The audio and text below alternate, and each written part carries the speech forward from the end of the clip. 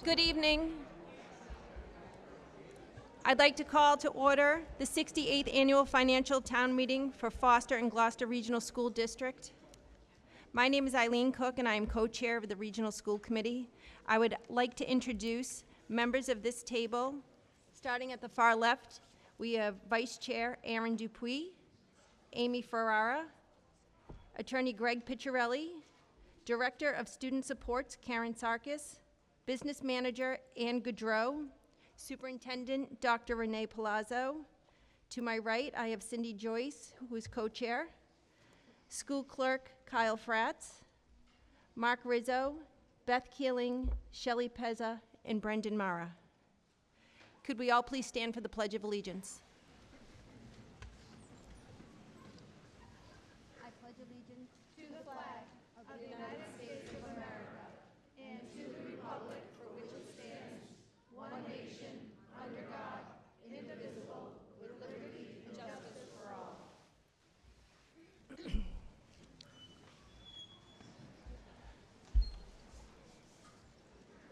In the event of an emergency, please note that there are 4 exits, 2 by the stage and 2 at the back of the auditorium. Would the Foster and Gloucester Board of Canvassers please give me a total of qualified voters in attendance?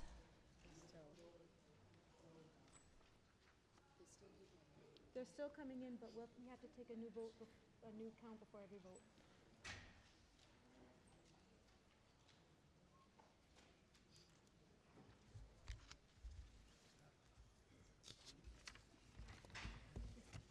Sorry, this is just to see if we have a quorum.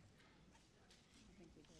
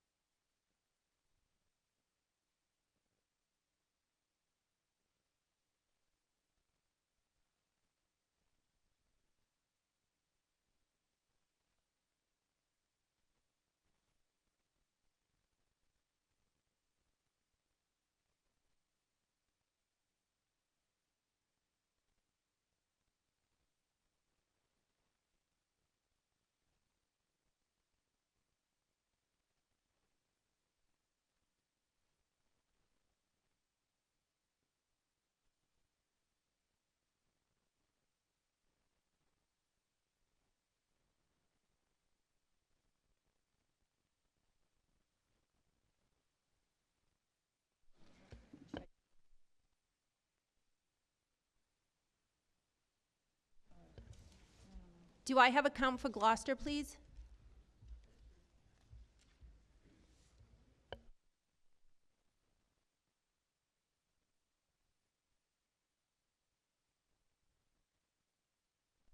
Thank you. Tell lady that she's looking for you. We have at least 25 people. We have a quorum, and I declare the meeting legally constituted. The rules of order. Everyone will be heard and limited to 2 minutes.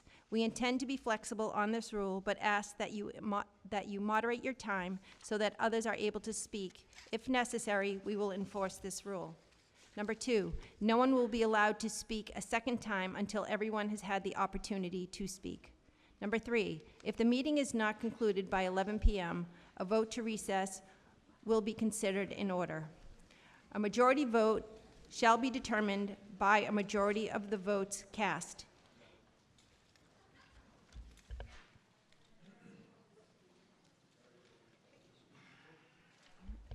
By a majority of voters present.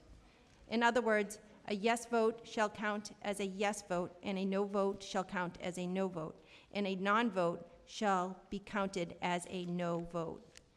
If you are a non-voter, non-resident, please sit only in the designated non-voting area. If you are a voter, resident, please sit only in the designated voting areas. All procedural votes will be done by a voice vote. All other votes shall be taken by a voice vote, standing vote, or ballot as determined by the moderator, provided that the vote must be taken by ballot if a voter shall call for the same and the call is supported by 1/5 of the voters present. If the moderator is not clear on the outcome of a voice vote, then the moderator may call for the question to be voted on again by standing vote or by ballot.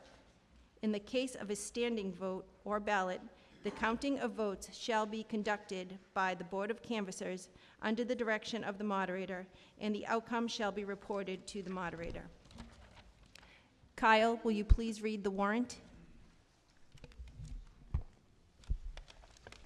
Sure. Pursuant to Chapter 3 of Title 45 of the General Laws of the State of Rhode Island and Chapter 109 of the Public Laws of 1958, as amended by Section 6 of Chapter 177 of the Public Laws of 1968, and further amended by Chapter 72 of the Public Laws of 1973, you are hereby required to post at least 7 days before the 24th day of March 2026 written notifications in 3 or more public places in the towns of Foster and Gloucester, Rhode Island, notifying and warning the electors of said regional school district qualified to vote upon any proposition to impose a tax for the expenditure of money to assemble for the Foster-Glocester Regional School District Financial Town Meeting at Pontiac High School Auditorium, 137 Annan Wade Road, Town of Gloucester, at 7 p.m. on the 24th day of March 2026.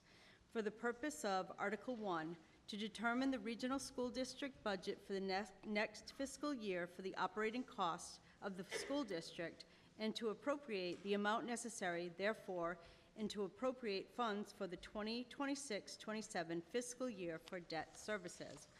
Article 2, to make a tentative allocation of the operating budget between the towns of Foster and Gloucester. Article 3, to fix the compensation of the members of the Regional School District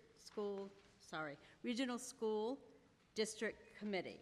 Also, and for any or all other purposes authorized by law, and to transact such other businesses as may legally come before said meeting, hereof fail not, and make true return of the warrant with your doings thereon, given under my hand this 24th day of March 2026.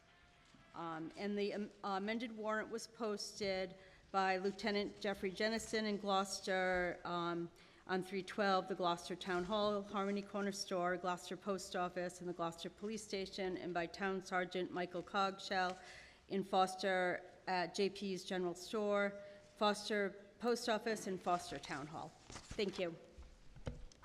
Thank you.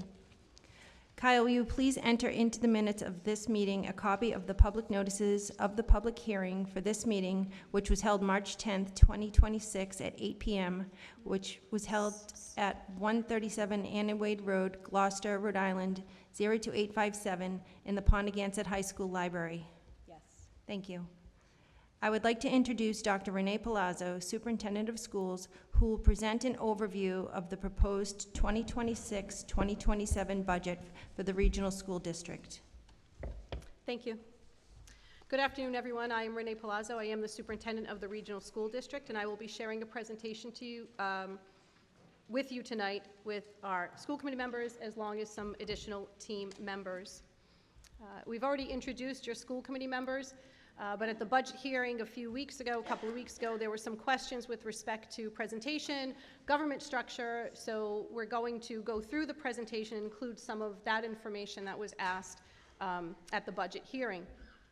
You have 6 school committee members from Gloucester, you have 3 school committee members from Foster, and they make up the structure that we have: 2 towns, 5 schools, 3 school committees. The white column is simply a description.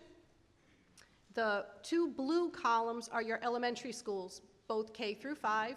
Foster has Captain Isaac Payne with the part-time superintendent, Catherine Crowley, facilities director, business manager, IT director, and 3 school committee members. The town of Gloucester has 2 elementary schools, again serving K through 5, Fogarty Memorial, West Gloucester. I am the part-time superintendent for that district as well. Facilities director and assistant director, business manager, IT director, and 6 school committee members. You are here tonight for the green column, the Foster-Glocester Regional School District, which is Pontiac Middle and High School only. So 5 schools, 2 towns, 3 school committees. As we prepared the budget hearing, after the budget hearing, and as we prepared this, we felt it was important to address some concerns that taxpayers have shared on social media. Some may not have the means to get the responses that they're looking for. So what I'd like to do is address or clarify some of those tonight through the budget presentation. These were the categories that were captured: the 0% increase in local appropriations, capital projects, student enrollment and population, fiscal responsibility, APRA requests, budget increases, and then CTE with respect to tuition and the benefits of it for our Pontiac High School students. Before I go to the next slide, I said at the beginning that I am also the superintendent of Gloucester Elementary Schools. And you have 6 members on this committee who serve at the local level with that school committee.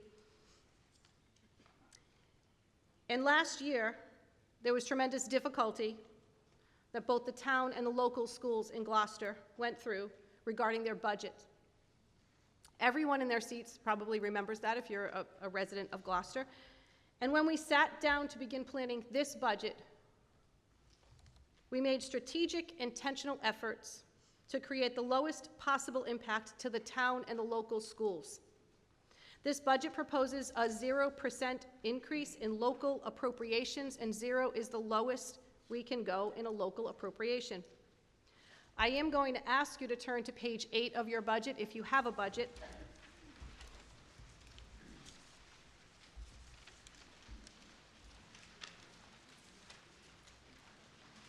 The appropriation proposed for this year is $18,058,039. The appropriation for last year was $18,058,039. It is the same as proposed last year. Appropriation is what the town is required to contribute from taxation, and this year's budget represents a 0% increase in that appropriation. I know there will be questions throughout, and we will address the difference between an increase in spending and local appropriation of 0. The Rhode Island General Law, 16723A, each community shall contribute local funds to its school committee in an amount not less than its local contribution for schools in the previous fiscal year, and this budget proposes no increase to the local contribution. The local appropriation cannot be less than 0, and it is 0 proposed in this budget. What I'd like to do on the next one is, actually before I go there, how many of you are concerned or understand that a proposed budget of state aid in January might not be what we get in May or June? Anyone concerned with proposals and state aid coming in less than? You'd imagine there are probably a few more people out there. That if state aid doesn't come in proposed, what do we do? And I'd say that's a valid question, that's a valid concern, and that is precisely why we budget a set aside this year and have done so for many years in the past. I went back to FY19 to look at the past practice of this committee, this district, and what the taxpayers have voted upon. And the local appropriation increase obviously is the first column, titled appropriately. The budgeted increase, which you notice are different. The budgeted increase is higher than the local appropriation. The local appropriation is what we ask the taxpayers. This year we are asking 0. Last year we asked 1.74, the year before 2.76, the year before 0.94. Now the reason some are bolded is because that's when I became superintendent, just for me to separate where I am. But 5 years before, and I could have gone back further, but we stopped at FY19 to have a starting point. The third column is perhaps the most important in reference to what I'm speaking about, is that in those budgets, all but one, it was budgeted use of fund balance, a set aside, for precisely what we're speaking about. Our budget process begins in October and November. State aid proposals come out in January, and our first preliminary draft has to be created by then. So we create it in the event that state aid does not come in as expected. So for those years, the budgeted use of fund balance has been included in a budget that has been approved. The last column is the most telling. The actual use of fund balance, so in FY19, included in budget, used, no. FY20, included in budget, yes, used, no. FY21, included in budget, yes, used, no. FY22, I wasn't the superintendent. I would imagine that's post-COVID. Post-federal funds came in. Perhaps there wasn't a need at that point. And then clearly, the rest speaks for itself. We budgeted in FY24, did not access it. Budgeted in FY25, did not access it. Budgeted in FY26, the same amount that we're asking this year in fund balance. We did not access it. It will remain in surplus if it's not needed. I think that's an important point. I would hope that this would remedy some of your fears of a structural deficit. If state aid doesn't come in as expected, this would assist us with that. If state aid does, then the $400,000 sits in fund balance. Also want to say that if for some reason state aid does not come in anticipated, or there's a drop in student population, then we would be obligated to make those cuts moving forward and prepare a balanced budget next year. We were asked about middle school projects. The completed projects in 25-26 were the same projects that I had last year for pending projects for 25-26. We successfully completed those. Our pending projects for 26-27, hot water replacement, boiler replacement, and we are starting our 5-year capital projects review. We're about a year and a half out ahead of that, but you don't plan the year that it's due. So our capital projects team meets regularly, and we will be discussing pending projects moving forward. Those are the ones that are slated right now for 26-27 for the middle school. High school capital projects, those again were the ones that were shared last year as pending projects. A lighting efficiency project, boiler design and replacement, intrusion and access controls, handicap accessibility, auditorium suppression system, and our pending projects again are the same at the middle school currently.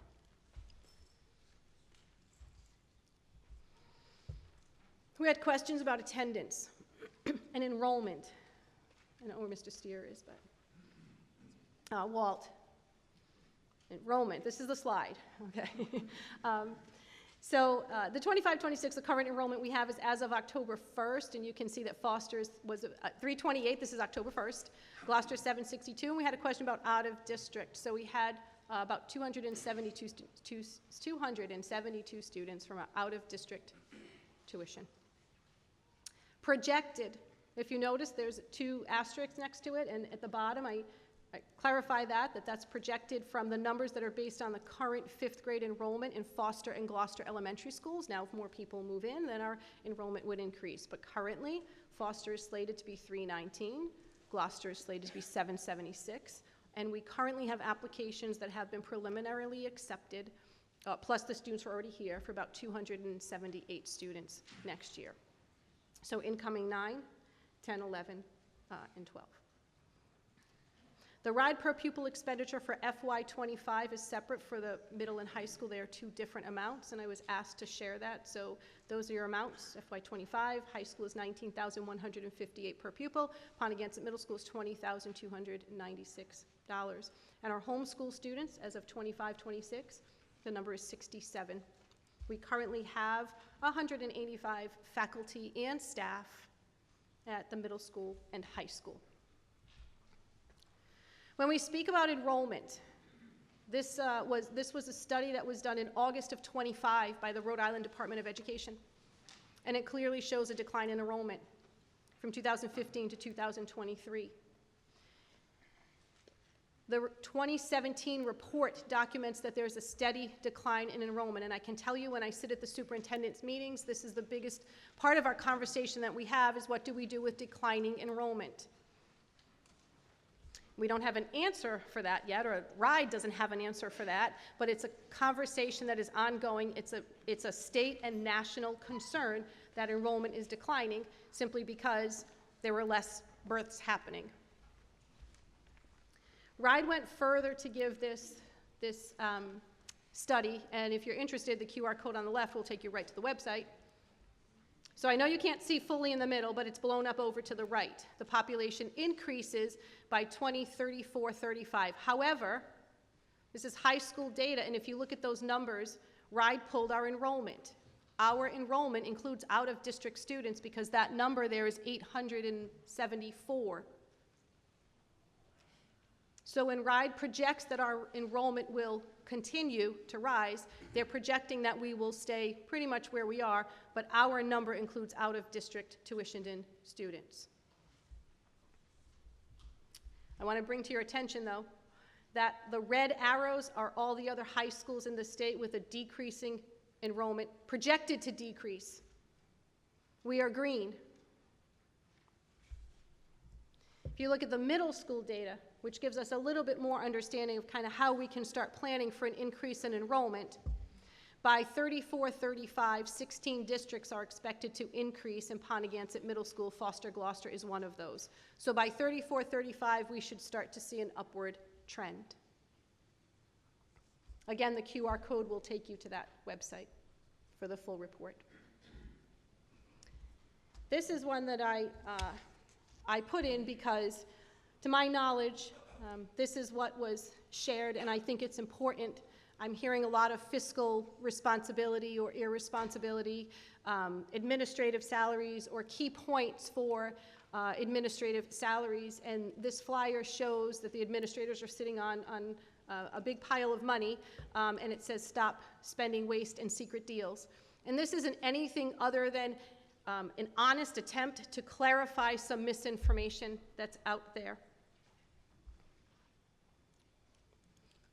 I was hired in May of 2022. When I was hired, the previous superintendent at that time salary was $177,952.30. He had more years experience than I did. I was hired at $152. At the time, that was an immediate approximately $26,000 savings for the town. I want to also say, if you don't know, I do live in town. I'm a resident. I'm a taxpayer as well, so I pay attention to this. I was hired in FY23 at about $26,000 less than the previous superintendent. Currently, my salary for this year is still $16,000 less than 4 years ago that was budgeted for the superintendent. So that gap will remain. But when you talk about administrative salaries, I think it's important to recognize that 4 years later, I'm $16,000 less than. It's just a fact. So if you look at the graphic, because we're going to give you the words in the description and then also a graphic to explain this, 178, 152, a difference of about $26,000 4 years ago. When I came on as superintendent, I looked at the positions. We had about 9 positions that were vacant, most in central office. So I made a really conscious effort to eliminate positions, consolidate, and see what this district needed and who fit those roles better. So we eliminated the assistant superintendent's position at about $146 per year, CTE supervisor at about $77, director of school counseling and support at about $120, gave us savings of about $342,000 in the summer when I became superintendent. Replaced those 3 positions with 1 position, Director of Student Supports, that Karen Sarkis was appointed to and has been in since then, at a salary of $129,000. So if you take the savings in the superintendent, you take the savings in consolidating, so we took 4 positions, consolidated to 2, and saved the district about $240,000 the first year. The reason I'm sharing this is because the fiscal responsibility is important to understand.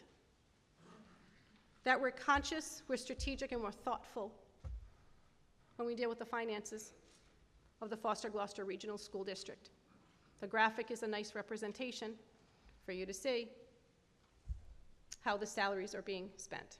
Now, in addition, there were other positions that were eliminated and other positions that were consolidated, and what I had asked Ann to do was create a graphic of where you would be, we, taxpayer, where we would be in FY23, had the previous team stayed, and they had every right to stay. I'm not saying that bad team was, but that team left, my team came in, and salaries were different, and over the 4 years, the Foster-Glocester Regional School District has saved about $1.36 million in salaries because we came in at lower salaries and we consolidated positions. So the fiscal responsibility of the school committee approving this and billing the administrative team, which I've heard repeatedly were supported, I appreciate that. I think it's important to understand that the salaries have saved the district money. There are also some questions and confusion about the purchased services. There was an increase of about $553,000, a little over $550,000. And what does that mean, right? Why is there such a big increase? Because our overall increase is about $880, and we're sitting at $550 right there. What is that? Purchased services is not described, and I heard that at the budget hearing. Sometimes it's hard to understand. And if you don't understand a budget, or you don't live in the education world, you can understand a budget, but in education, the Rhode Island Department of Education dictates this 17-digit code, a UCOA code. Yeah, it's like 17 digits. And each chunk of it, with lots of periods in between, means something. Now, to you as a taxpayer, I understand it doesn't mean something. But we have to report that to the Rhode Island Department of Education. And that line that you see, or those categories that add up to about $553,000, is an increase in special education placements that are not in our district. Some of those students, excuse me, were outplaced in the elementary, Captic Isaac Payne, West Gloucester, or Fogarty, and are in the 5th grade, which means they become our students next year at the region. They are already outplaced. We pay their tuition. That's an increase. Now, I cannot get into the specifics of how many students, but I can tell you that out-of-district placements range from $125,000 down to $55,000. So we did sort of an average so you could understand for simplicity, but that's your $553,000 is special education placements that have to happen. And yes, it's an increase. There were some questions about APRAs. And it's a very small part of a conversation. However, it's a big part of a bigger picture. So we took the number of APRAs, look at the first 2 columns. In 2015 to 2021, about a 7-year span, there were a total of 53 APRAs, access to public records, if you're not familiar with it.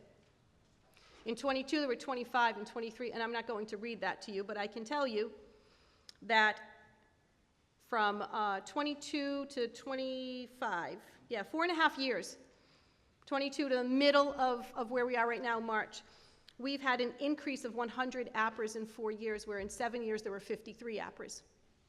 Now, you're absolutely right, you can access public records, but the amount of APRAs has changed, and the questions being asked. So they take more time.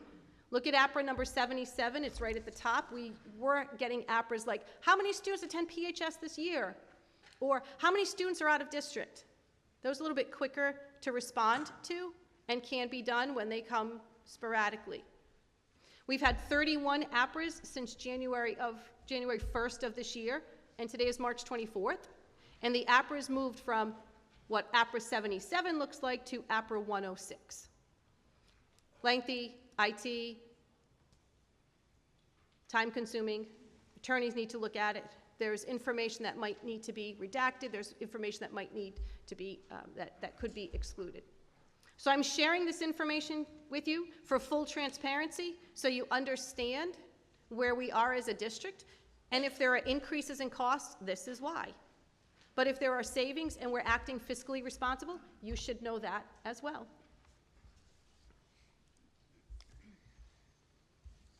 There are questions about CTE.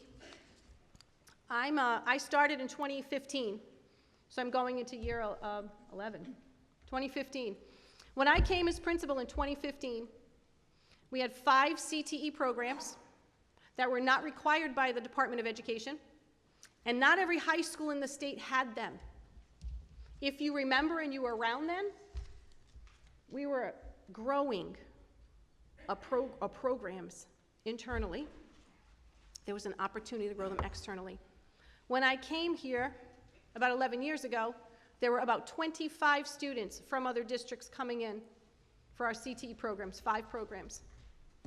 Since then, the value in CTE programs is recognized across the state, across the country, and our commissioner has required that schools have at least some CTE offerings. So where we were 10, 11, 12, 15 years ago with respect to CTE, college and technical, career and technical education, and where we are right now is very, very different. So it's important for you to understand that, because if you have a little bit of understanding from 10 or 15 years ago, or a little bit of understanding from 5 years ago, we're in a very different place now. Every high school across the state has CTE programs. They do. How many they have varies. We, and Ms. Sarkis will review it in a little bit, we currently have 17 programs. We are a comprehensive high school, and our in-district students benefit. So this slide up here has a lot of words, and I also have a visual, but I'm going to ask that you focus on the words right now. There's also going to be some questions, and will be some clarification with respect to tuition, CTE tuition. It varies per district. I'm going to take an average of 18,700 and say that's the number we're going to work with, just so I can explain to you how we benefit from it. Regardless of the number, how we benefit from CTE programs and why it's an important part of our budget. So if a student coming in comes with $18,700, and just say we do 100 for simplicity's sake, we take in 100 students, $1.87 million coming in. Now the programs they're coming in for, our students, your kids, my kids, grandkids, benefit from that. Because the program's built, and they're going to sit in that seat in that class. And then we have additional revenue. Now, if we don't have a CTE program, that $1.7 million is gone. But our in-district kids don't stay. They don't have to. If they're interested in EMT, or they're interested in biomed, or they're interested in agriculture, animal and plant science, they can't go wherever they want. And they will, because they do. They come to us. They leave their schools to come to our programs. So take that 100 now that we're not going to take because we don't have CTE programs, and then let's send 100 out. So your 1.87 million plus becomes a 3.7 million minus. That's a big deal. And our kids deserve the programs that we've built. So the more we build them, and students come, and we have a max. It's not just an open door policy. We schedule students appropriately, but our students in our high school can be interested in EMT and interested in animal science and interested in computer science and informational technology and interested in health and fitness. And they can take all those classes because we have those programs. Then they can decide. They can get free college credits. Sorry, Karen, I'm going off here. I'm going to stay with the fiscal responsibility. The fiscally responsible part of why CTE matters to us. There's your presentation. We're either green or we're red. It is a simple math problem. We're plus or we're minus. Because back in the day, CTE wasn't required or offered at the level it is right now. So if we don't have it, they're going to find it and they're entitled to. And that's the bill that the taxpayers will pay. Fiscally responsible. We have acquired grant projects. We have athletics equipment.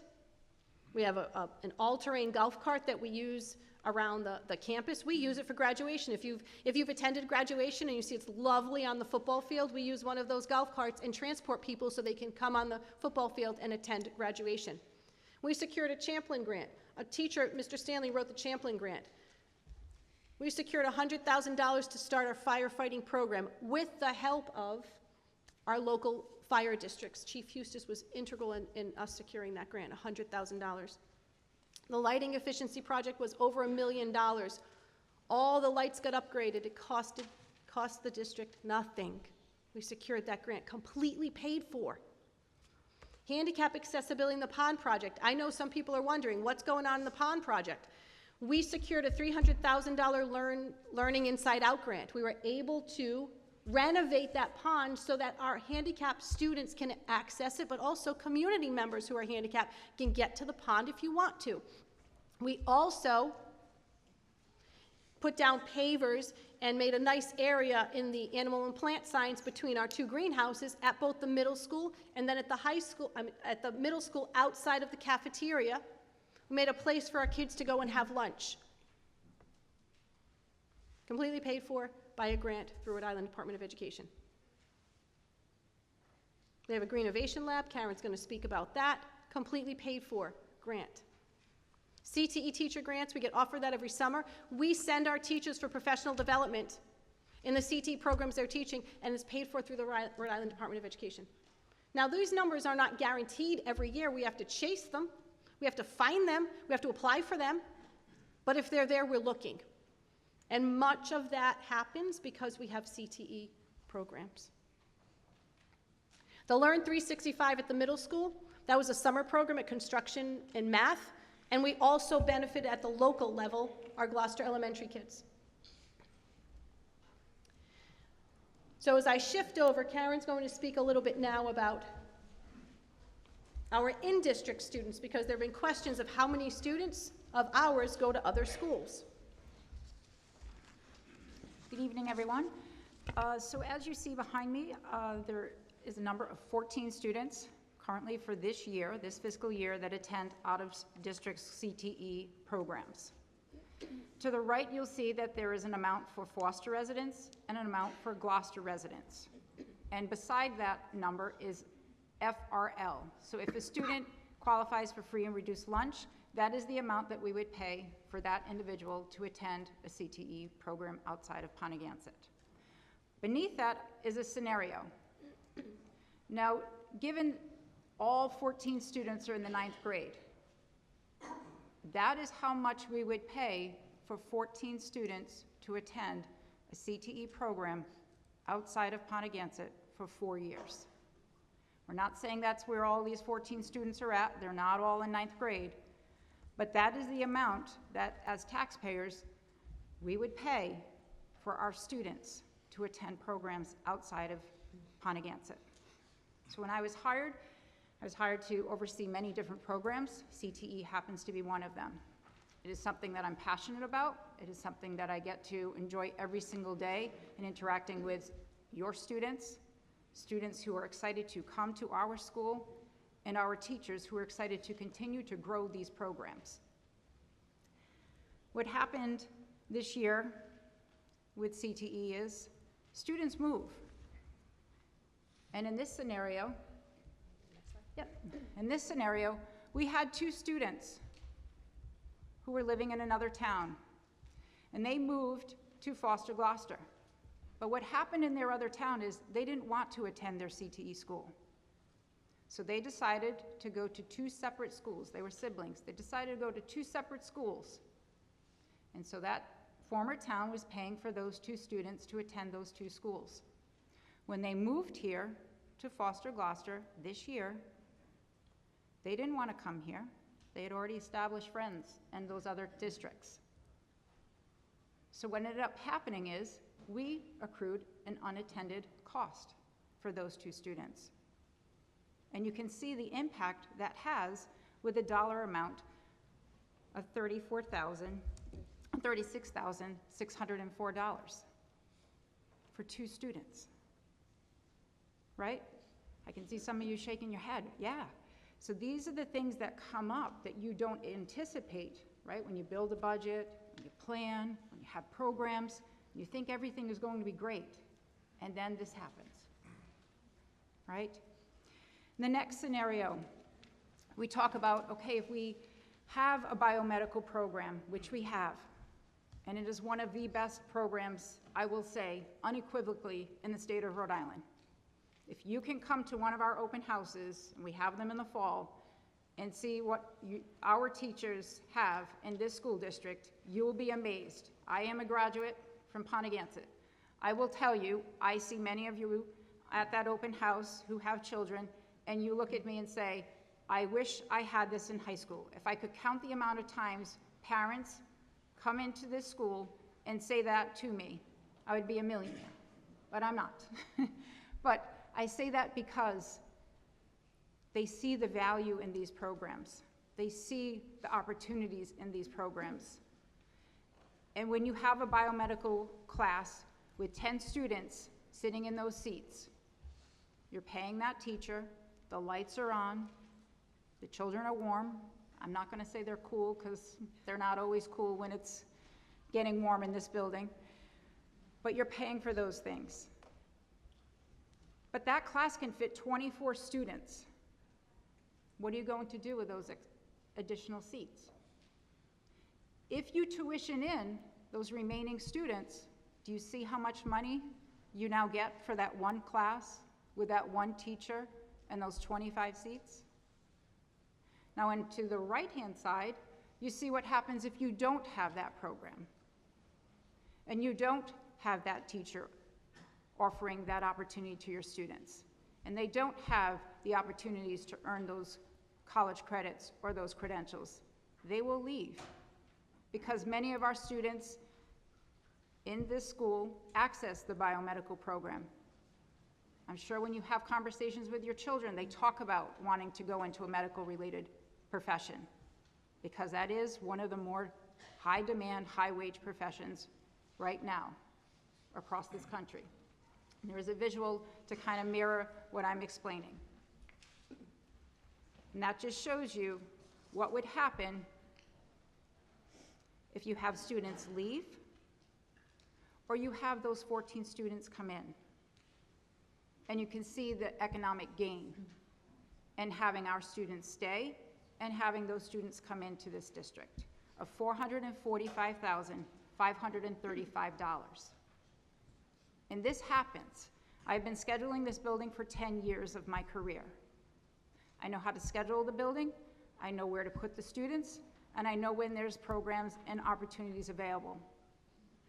And that's what we seek.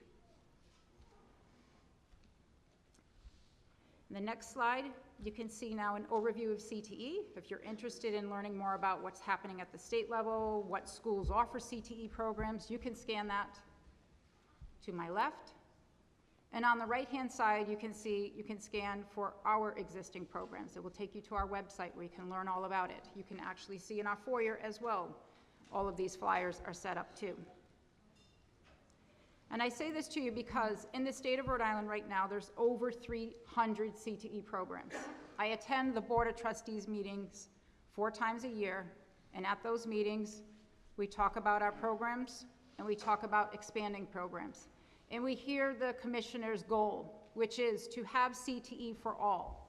Now, when she states that, she means she wants every student throughout the state to take a CTE course. Now, for us, I sit and say, that's easy. I think we do that already. I think every single student in this school takes a CTE course at one point in time in their high school career. Now, I look at other high schools who have very few CTE programs and wonder, how are they going to do that? How will they reach that goal and provide those opportunities? But clearly, this is something that matters to our commissioner, to our Board of Trustees, to our superintendents, and to our educators. We have 17 RIDE-approved programs, as Dr. Palazzo pointed out. Before we started, the programs on my left are where we were. The programs on my right are those programs that we have just added in my tenure here overseeing CTE programs. We've been able to add these programs because we have hired qualified teachers who have master's degrees who can offer these programs. We have teachers in-house who have the certifications and credentials to be able to offer these programs. You can't just have any specific person offering this program. They have to have certifications and qualifications in order to do this. Our most recent program that was just granted renewal or granted into the CTE programs is the green construction, which we created. Since adding these programs, 9 additional college courses have been added for your children to be able to take. I'm a parent of a child who is a freshman in college. I know the cost involved in sending your children to school. I get it. That is why it is our mission to try and offset that cost to all of you. I know what it's like to be able to have a child transfer college credits into a program to save money. So we want that for all of you as well. So we seek those opportunities, and your program teachers seek those opportunities to make this a valuable experience for your children. This next slide is very busy. I understand that. But it is meant to just show you an overview of what happens with students in programs and what the Department of Education requires your children to have. They need to have credentials earned. They need to be earning college credits. And on the right-hand side, it shows that we're steadily increasing for work-based learning, because that became increasingly important and now required for every student. They have to go out and learn more about that program that they're in. 80 hours they have to obtain if they want to complete that program over 4 years. Below that is another chart showing a steady increase, and that's the credentials that students earn. Why does this matter? Well, last year we were a 3-star high school. This year we're a 4-star high school. How did we become a 4-star high school? One way in which we did was because our students earned more credentials. They earned more college credits. That's how you increase your star rating as a high school. Maybe we'll get to a 5-star. That would be an amazing goal for us to achieve. But to say we're a 4-star high school is pretty impressive. I will also say that this year we have had over 176 students throughout the state of Rhode Island apply to this high school. When I meet those students and their parents and listen to their stories, you cannot believe what they want to leave and why they want to come. We closed our application 2 weeks ago because we cannot take 176 students. We know that. But the students that are coming to us have the same passion and drive that your students have. And we want to afford them the same opportunities if we can. I show you this next slide because with CTE comes all of these opportunities for grant funding, as Dr. Palazzo pointed out, but in addition, you get federal funding for career and tech programs. And this is what you can do with that money. I'm not going to go through every single item on this list, but this is how you can spend those dollars, and this is how we have spent those dollars, going back into programs that benefit your children because they're here.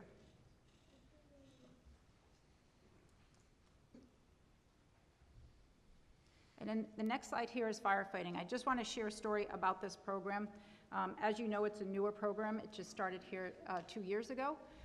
We were with the Department of Education last week. They wanted to come through and visit our school and see our CTE programs. And so in the course of that visit, he had the opportunity to sit with 3 students.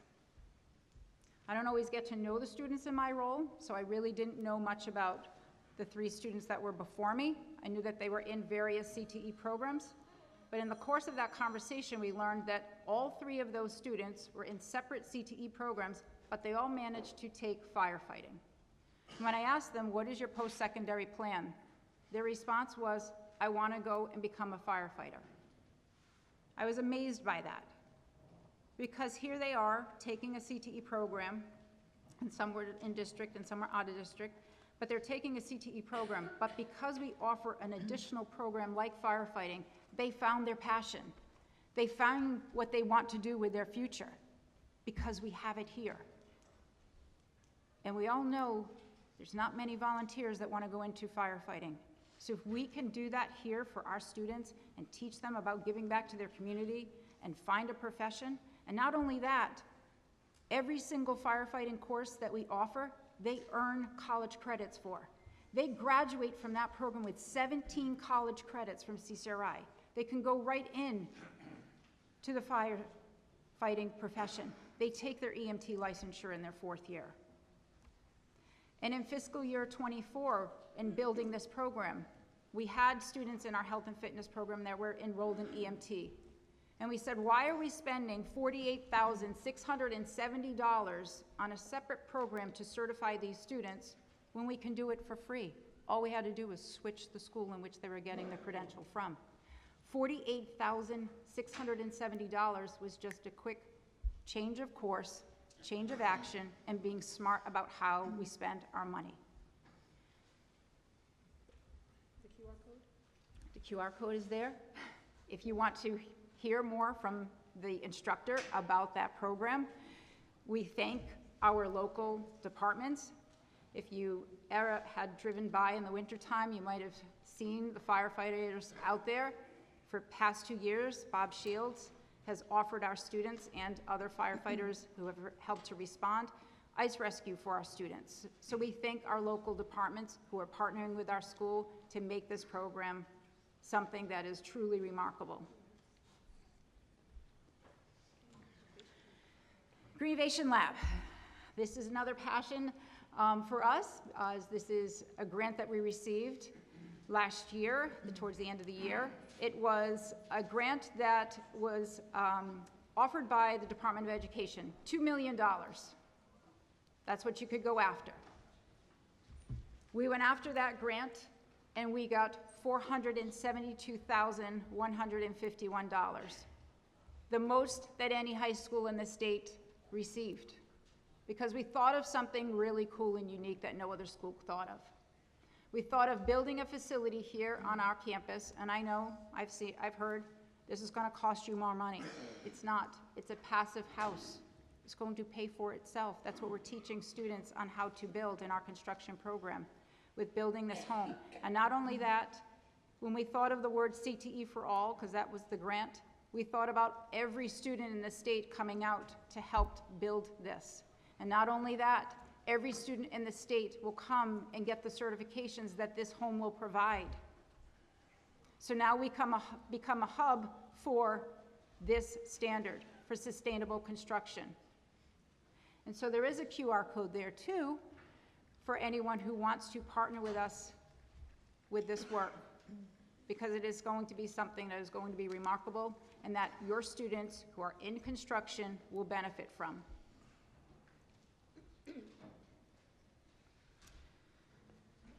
One last thing to mention about CTE is graduation rate. The Department of Education has just finished collecting data on the importance of CTE and why does this matter. So the CTE Board of Trustees always asks that question, is always looking for the data, and they finally produced this at our last CTE meeting. And for Rhode Island, this is how much it impacts our students, is that in 97.9% of our students in CTE programs graduate after just 2 years. That's not 4 years in the program, just 2 years in the CTE program. So you can see the impact these programs have on our students and why they are important.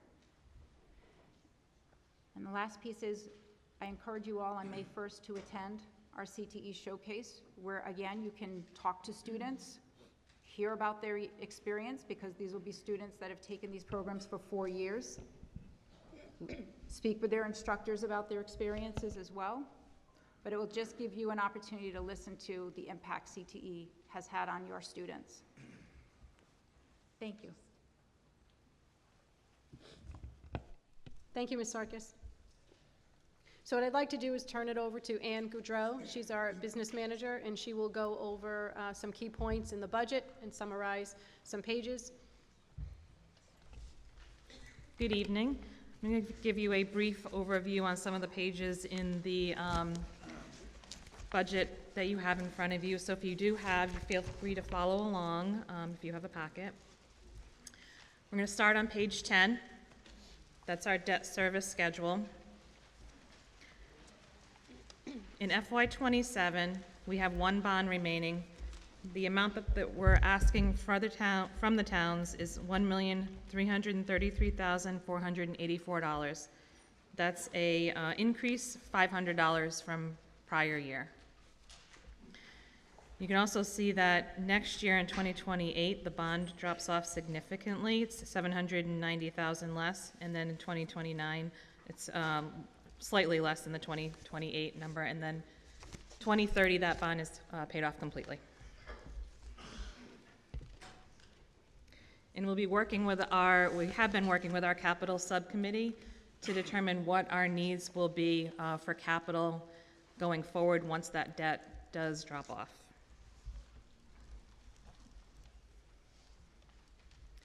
If you turn to page 11, the comprehensive summary, we are asking for our expenses are increasing 2.74% from prior year. These are offset by revenue. That's why our local appropriation is an increase of 0. And as Dr. Palazzo mentioned before, the biggest increase is in the purchase services category for out-of-district placements for special education students. That's an increase of $533,000. And that 533 is a big portion of our $882,000 increase that we're expecting for expenses. If you turn to page 14 in the budget, this schedule was shown earlier in the presentation, but it's just emphasizing that our local appropriation is not changing. It's a 0% increase. These figures are based on enrollment and equalized weighted assessment value. That's how the breakout is determined between Foster and Gloucester. As a result of that, Foster is seeing a decrease of 6.13%, or $354,104, and Gloucester is seeing an increase, that same amount, which is a 2.88% increase, but the amount $354,000. And again, that's due to enrollment and EWAC percentage shift. And that we calculate that based on our charter. If we turn to page 15, this is our proration adjustment. This is something that we have to do every year. We adjust for last year's budgeted amount where we base our figures on estimated enrollment, and then this is adjusting for actual enrollment data. So in this scenario, or in this case, Foster is seeing a $14,541 increase for the FY25 adjustment. And then if you turn to page 19 in the packet, this shows our detailed revenue breakdown. Our state aid number, a little over $6 million. That's based on the estimate, the latest estimate we have that came out on January 15th from the state. That number does not include transportation, so if you compare that number to what's on the state's website, it does not include transportation because that amount is passed on to Foster and Gloucester because they have the expense on that. So we receive that money. It is part of our allocation, but it's sent over to Foster and Gloucester, so it's not part of our revenue. And then you also see that we're using we're requesting $400,000 use of fund balance as part of our revenue. And that amount is the same from last year.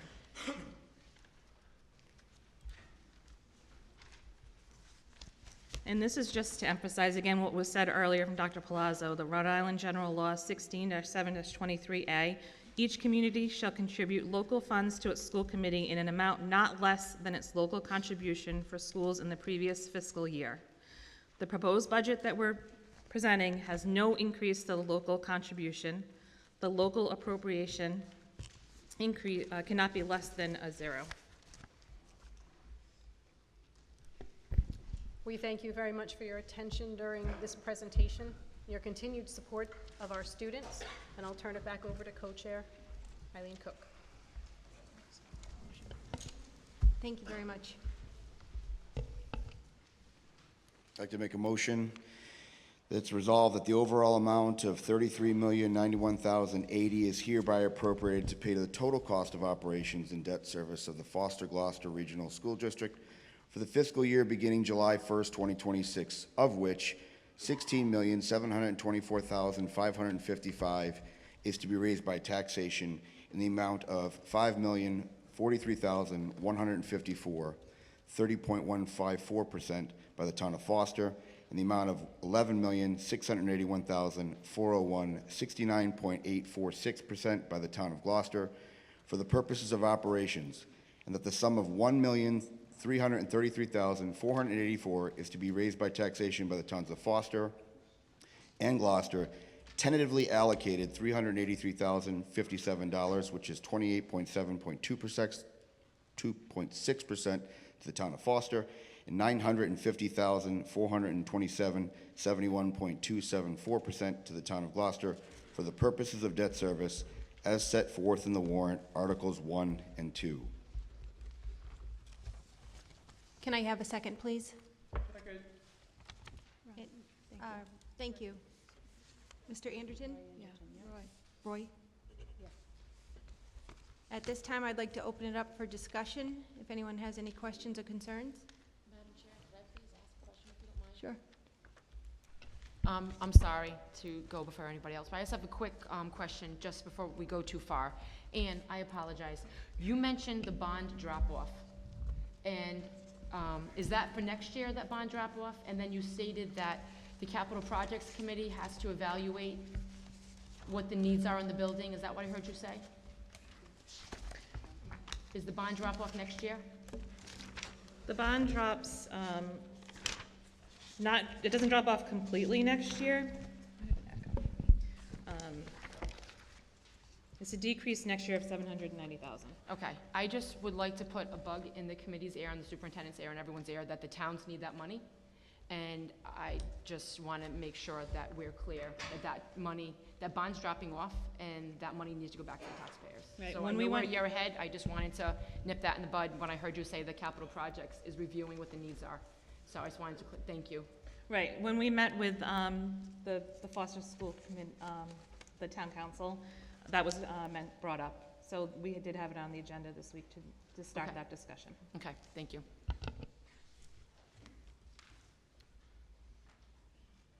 Does anyone have any other discussion that they'd like to bring forward? Madam Chair, I would also just like to say, when we do vote, I make a request to do a ballot vote, just so everyone can have the ability to voice their opinions, et cetera. So that's... Great, thank you, Erin. I guess we move to vote. All right, should we, Oh, wait. wait one moment, please. Could you please say your name and your town, please? Brian Kelly in Gloucester. Just a couple of questions. The state aid number that is plugged in, is that the estimate that was given to you from the state in January? Yes, it's posted on the state's website in January. Okay, so going back to the discussion about structural deficit, right now in your budget, you have a $400,000 structural deficit because you've fully put into your budget the expected revenue from the state. Your $400,000 is not a recurring revenue stream. So you have a $400,000 deficit, structural deficit. So we put fund balance, Dr. Palazzo showed that chart earlier. We have put fund balance in every year. We haven't had to use it. Our revenues have come in higher. All right, but the point is, you're being disingenuous to the people here. This budget, as it's presented, has a structural deficit. So I'm not sure that you're going to get 100% of what you're told at the state this year. They have a large deficit they're going to have to handle, and they're going to have to start cutting. They're already in budget talks at the State House. But I think when you're telling the people about the budget, you can't say there is no structural deficit. We go That, based by on, definition, this budget, by definition, has a structural deficit. We go based on the numbers that the state gives us. It's the best estimate we have. We Uh, also have no, other I know revenue that. streams, But like tuition let's say they revenue. gave you an estimate of 6.4 million. You budget conservative 6 million. And you plug in the 400 for revenue, so that the two with other revenue sources will equal your expenses, okay?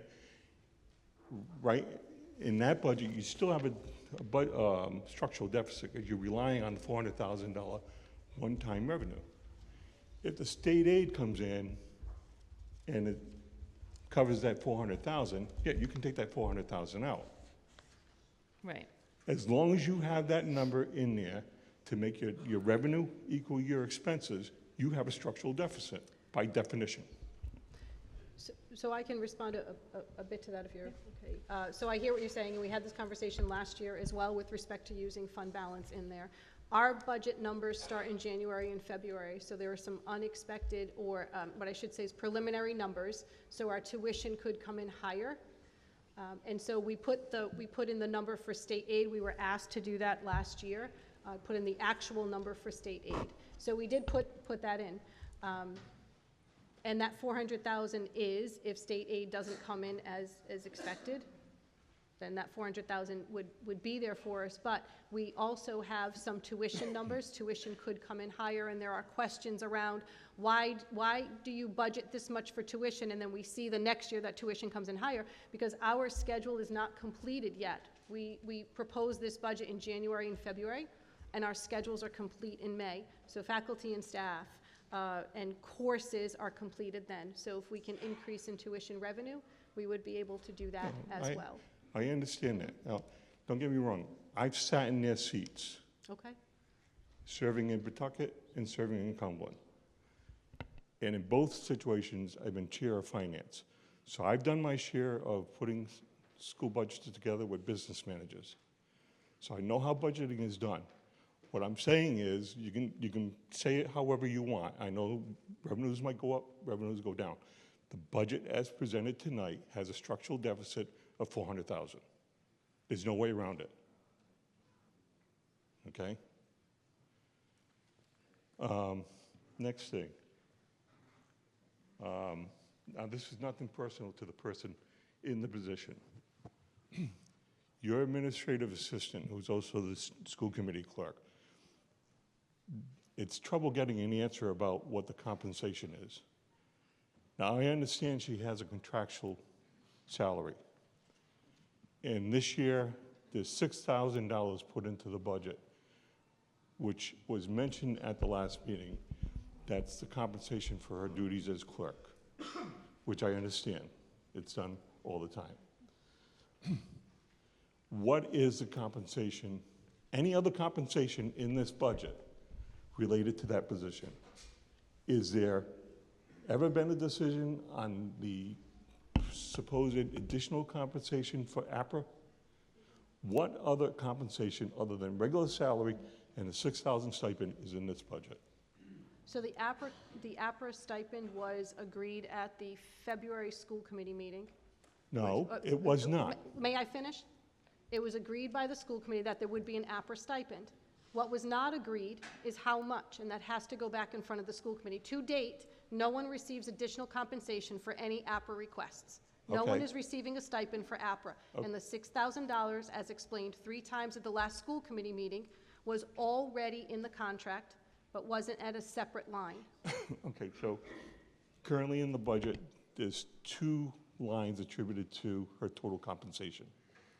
Her regular salary and school committee clerk, correct? That's it. Okay. Does she, I'm not sure, do you attend subcommittee meetings? That I don't understand. I've never had a clerk at a subcommittee meeting. How is she is that her attendance at? This isn't budget. This is contract talk. No, it's talking about the impact on budget, trying to get to a total compensation. She has 2 number. line items in the budget. Okay, so does the school committee stipend also cover her attendance at all the subcommittees? The school committee stipend does not. The school committee Well, if I could get a straight answer, please don't interrupt me. So is she compensated for subcommittee meetings? So yes, the contract that was written years ago, the school committee clerk stipend is the same, to attend 9 meetings. That is the same contract language that was for the previous school committee clerk. That stayed over. The additional compensation to attend additional meetings, negotiations, and subcommittee meetings. Mostly negotiations, there's compensation because that's not part of the school committee clerk's regular duties as identified in the contract. Okay, so Yes. what is that amount in the budget? 6,000 is for school committee duties. 6,000 is for school, yes. What additionally is she paid above the 6,000 for any other meetings that she attends?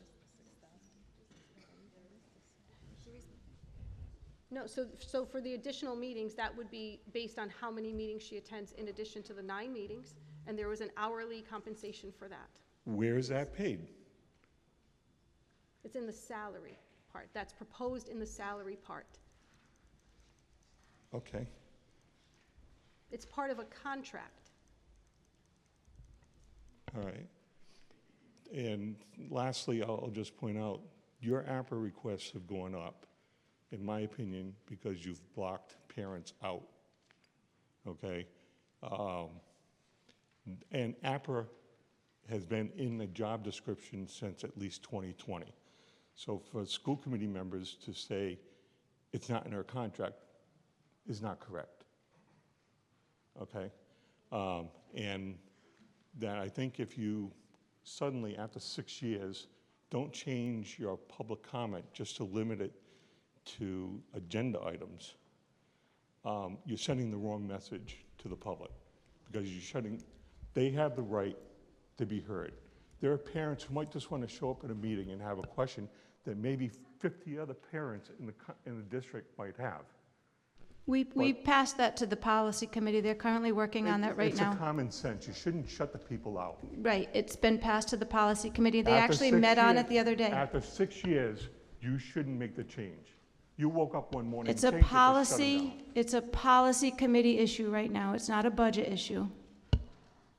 I'm talking about how it ties to your APRA going up.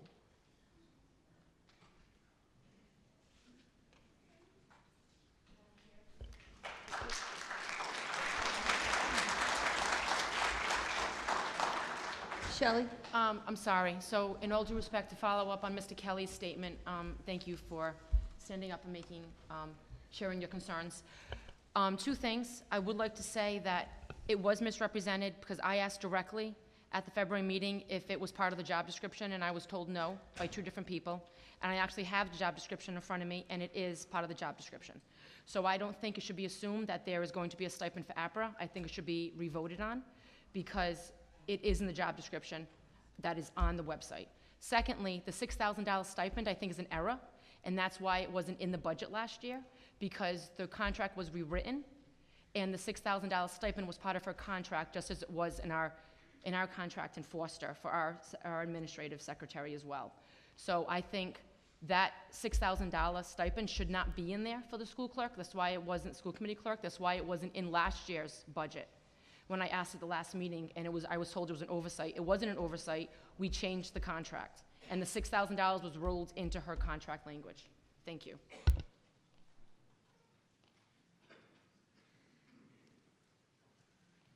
Is it on? Gary King, Gloucester. My question is relative to the CTE program. It was a question that was brought up by somebody on the Gloucester Budget Board, which is, you got so much money that you're taking in for that program per student, but yet the resident students is almost $20,000 a year, and you're taking in from different students based on their district, what they'll pay, according to RIDE on what, the form says. The question that was asked by the budget board was, who pays the difference? And that question has yet to be answered. And I think the people here need to know that answer. which will help going forward. And the CTE program, great program, okay? Great program. But when people wanted their kids to have things that we didn't offer here, they went to LaSalle. The parents paid for that. The school district didn't pay for that. So if a kid's coming here, whatever his district is paying, the parents need to finish that cost. And that's not how it's budgeted. That's not how it's budgeted. So if a kid is in Johnston and he wants to come here because he wants to blow the trumpet in our music department, okay, that's fine. But if he's only paying I think it's 13,000 for Johnston? Excuse me? Okay, so it's high, well, whatever it is. Who pays the difference? Gloucester, as well as Foster. You know, we own this building. We built this building. We own it. It needs to be taken care of. Absolutely needs to be taken care of. You can't go buy a new car and never wash it and expect it to last you 25 years. That's just how I am. But thank you for everybody showing up.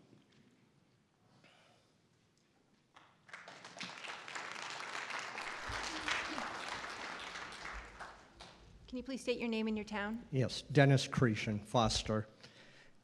If you have 4 people in your household and your monthly mortgage is $2,000, you're spending $500 per person in your family. If you rent a room for $300 a month, by that logic, you've just lost $200 a month, as opposed to being ahead $300. The CTE kids, all that money is extra. It's not extra cost. We're already paying the teachers. So you now have, instead of $2,000 in cost, you have $1,700 in cost because you rented a room for $300. We're ahead. We haven't lost.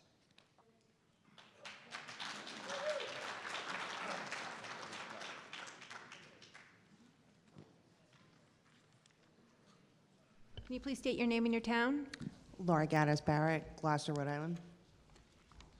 Go ahead. I'd like to draw your, I have a couple of questions, but I'm going to start with the category of purchase professional technical services, which is in the bucket 53000. And for anyone following along, I'm on page 11 of 67. And I'm noticing that in prior years, the budget category for that, I'm going to call it a bucket because I don't know what a different word is. Ann, if you have a suggestion. Bucket okay? Is it going to be all right? Okay. We budgeted $921,833. In 25-26, we budgeted $972,369. And for the proposed 2027, we have budgeted $1,086,698. But if you go a little bit forward to page 13, you'll see that the audited actual amount for 23-24 was $633,000, 844, and the audited actual amount for 2024-2025 was $637,319. My overall point here is that you have budgeted in 2027 over $1 million in a category that we have never spent more than $637,000 on. That seems like a pretty big difference. So I also downloaded the UCOA manual, and thank you, Ann, for putting the year-to-date, July to December, and I added up what we spent so far in that category, and it's about $318,000. So we're not even on track this year to spend more than we've ever spent, which is, according to this, $637,000. Do you have a comment on why we're budgeting over $1 million for a category that we've never spent more than $637,000? Yeah, I mean, I'd have to go through all the lines to see, but it's based on what the needs are and what the requests are from the different departments. Okay. As far as the year-to-date number for this year, I mean, I can't say that we, you know, it's half of what we would spend for the entire year, because we could have more expenses Sure. toward the end of the year. Some things are seasonal. Yeah. But historically, we have never spent more than 637, yet somehow the budget for this category is up over $1 million. And, but thank you, Ann. I appreciate that. My next comment, Brian mentioned revenue recognition for the state aid. I actually went to the Rhode Island Department of Education website and I looked up the actual table that says what's the proposed funding and, you know, where does it come from? And your $6 million number that you're recognizing for state aid is made up of two things: a funding formula, and that's $5,810,667, plus an additional $202,921 for excess special needs services. There's some categorical pass-through, right? So if somebody saw a number like that said 6.9, that's what that The is. transportation. That's the transportation, that's the pass-through. Yep. What was really interesting about what was on that RIDE website is that it says right on the document, please use caution before you use this number, because it's based on a 3% increase in the student success factor from 40 to 43%. That's only pending legislation. It hasn't been passed yet. So when the RIDE website says, please use caution before you use this funding number, why aren't we using caution? But I'll even go better. I went back the last 2 years. We have historically lost money on state aid. But this year, we're just pretending we're going to get the maximum proposed. It's based on the October 1st census. There's going to be another one in March. Maybe it's already happened. March 1st, Renee? Yes. Okay. And then we do one on June 30th. The governor's going to propose an amendment. I don't think that we should be, in my opinion, I don't think that that's a conservative way to recognize the state aid. But lastly, again, I told you I downloaded the ECO lines. I've been through this budget. It's been over 6 months since we had a gym teacher leave this district under scandal. Last month she was indicted. Where in this budget is the money for an independent investigation into how this allegedly went on for 2 years, why we didn't know about it, and what we need to do to make sure it doesn't happen again? Is there any money in this budget for that?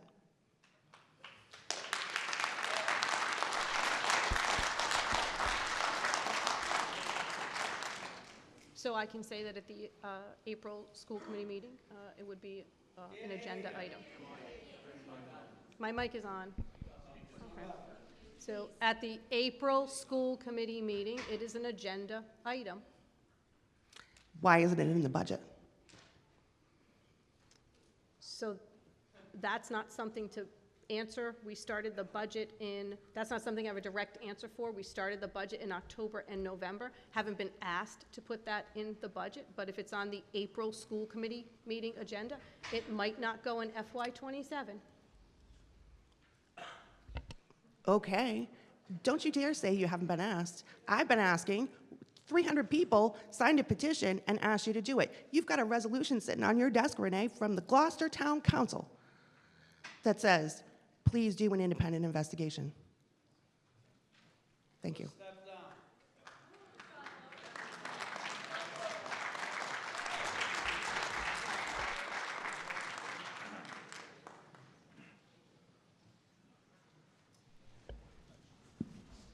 Walter Steer, Gloucester.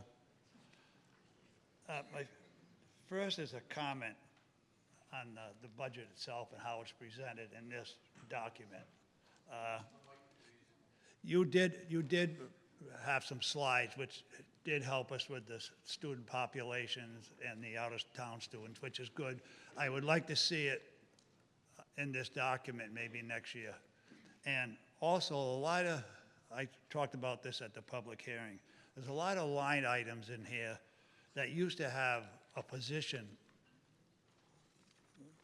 attached to it, like principal, clerk, different positions. But now all it says is regular salaries.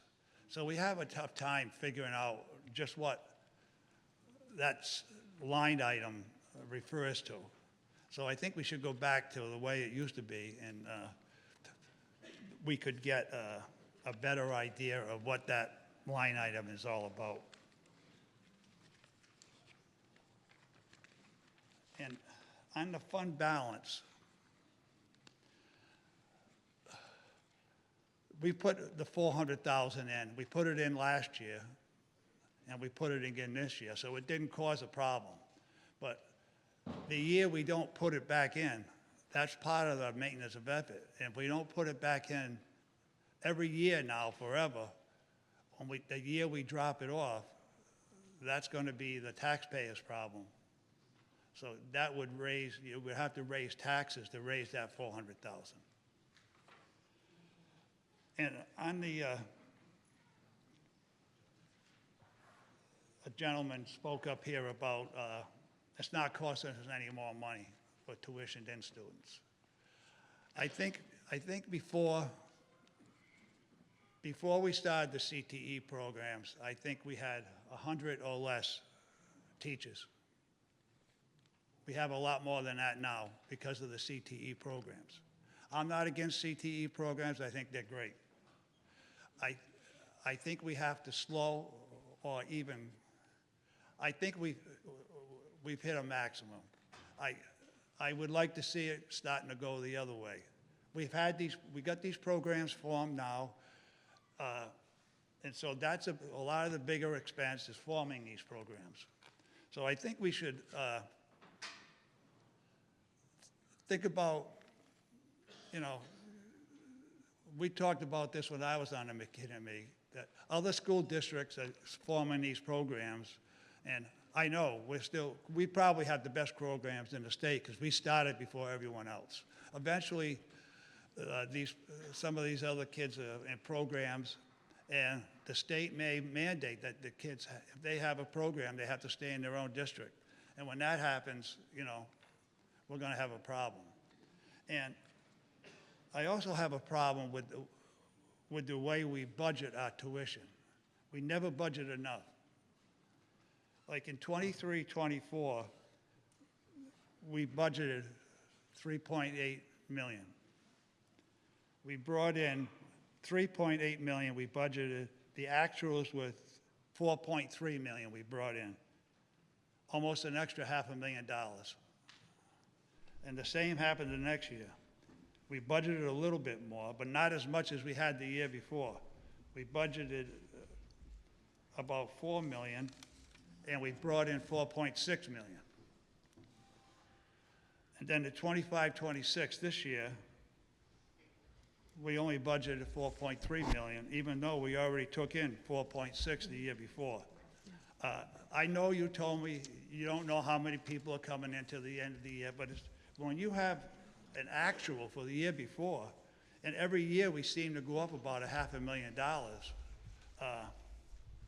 this is money that, we're under budgeting revenue and we're causing expense. So the taxpayers, even though we get that extra money, they don't receive the benefit of it. This money probably goes into our fund balance, or maybe that's why our fund balance has been growing. So I think we've been overtaxing because we bring in a lot more revenue than we plugged into our budgets. Can I say something Yeah, on that, go on the ahead, Ann. tuition revenue? So when we do the budget, we put a conservative number in there, because we don't know how many kids we're gonna be able to take in. I think that's one of the reasons why we're comfortable with the 400,000 fund balance, because there's a good possibility that our tuition revenue will come in higher to cover that, so we won't have to use the fund balance. Yeah, but we're still, But can I just clarify? there's a history here. But can I just clarify as well, what you said about the teachers, and we've kept about the same number of teachers unless we've increased our enrollment.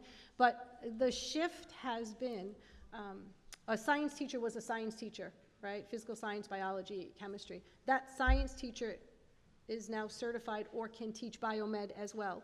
So we still have the same number of classes of science. Some are in the biomed pathway, some are traditional science classes. So we haven't had to increase staff, we've just shifted our course offerings and have the certification. So I don't want you to think that with increased CTE programs, we have increased staff. Our Well, staff has become certified in the courses. You would have to prove that to me. I can 'cause prove that to you easily. I can prove that to you easily. We have more, we started out with 3 or 4 programs. Now we have 17. We have to have more staff. Yes, we have more staff because we have more students, but our traditional courses have shifted to these options. So if we had 4 chemistry classes, we might now have 2 chemistry and 2 biomed, still 4 sections that a teacher is teaching, right? So it's Yeah. just the course offerings have shifted. But it doesn't mean you keep 4 chemistry and you have 4 biomed and you need teachers. It's shifted that way. Yeah, I could see. For you're comprehensive more high school, we have that You're more together. efficient, but you still have to have more people, you know, overall, because if you got an extra 270 kids, Yeah. that's a lot of, you know, that's over a quarter of our population. But that's all I have.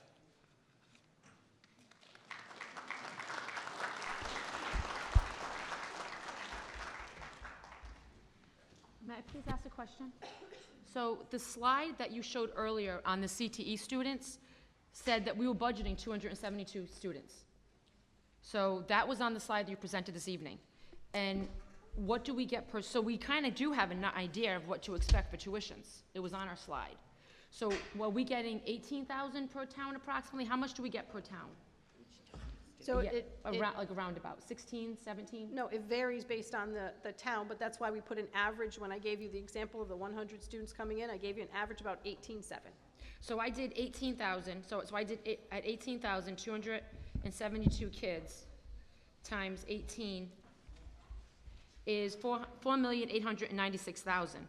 That's not what we budgeted. So we budgeted $300,000 less. So if we knew that we were getting 272 students that we were tuitioning because it was on our slide, then we should be accurately representing that and not overtax the taxpayers. I'm sorry. But that's not correct. That's not correct, and that's the problem when you're trying to take the number of students and just give it as an average. Each district has its own sending tuition cost. So we're trying to make it simple for you to understand that at the end, thank you, Mr. Cretion, we are on the plus side of tuition. It is an additional $4+ million coming into this district, and those of you who are Gloucester taxpayers know that the biggest problem with Gloucester, as I live in town as well, is we do not have an additional revenue source. CTE is an additional revenue source that cannot be duplicated or replicated any other way for this region. We take in an additional $5 million or so, 4 point, and our in-district students benefit. If you lose the revenue, you lose the revenue. Not good. I don't know how you're going to make up $5 million. I don't have a solution for that. In addition, it will cost you and me money because our students will go out. They are allowed to, and they will. They are encouraged to, and they will. They will not stay here when they have opportunities to go to other schools, and transportation is sometimes covered, so it wouldn't cost the family anything. They will go to another school that has their interest. So we can continue to debate CTE. You all can make that decision, but that is a fiscally irresponsible move to try to eliminate $5 million from your budget. Please don't misunderstand. That's not, I am not against the CTE at all. I think,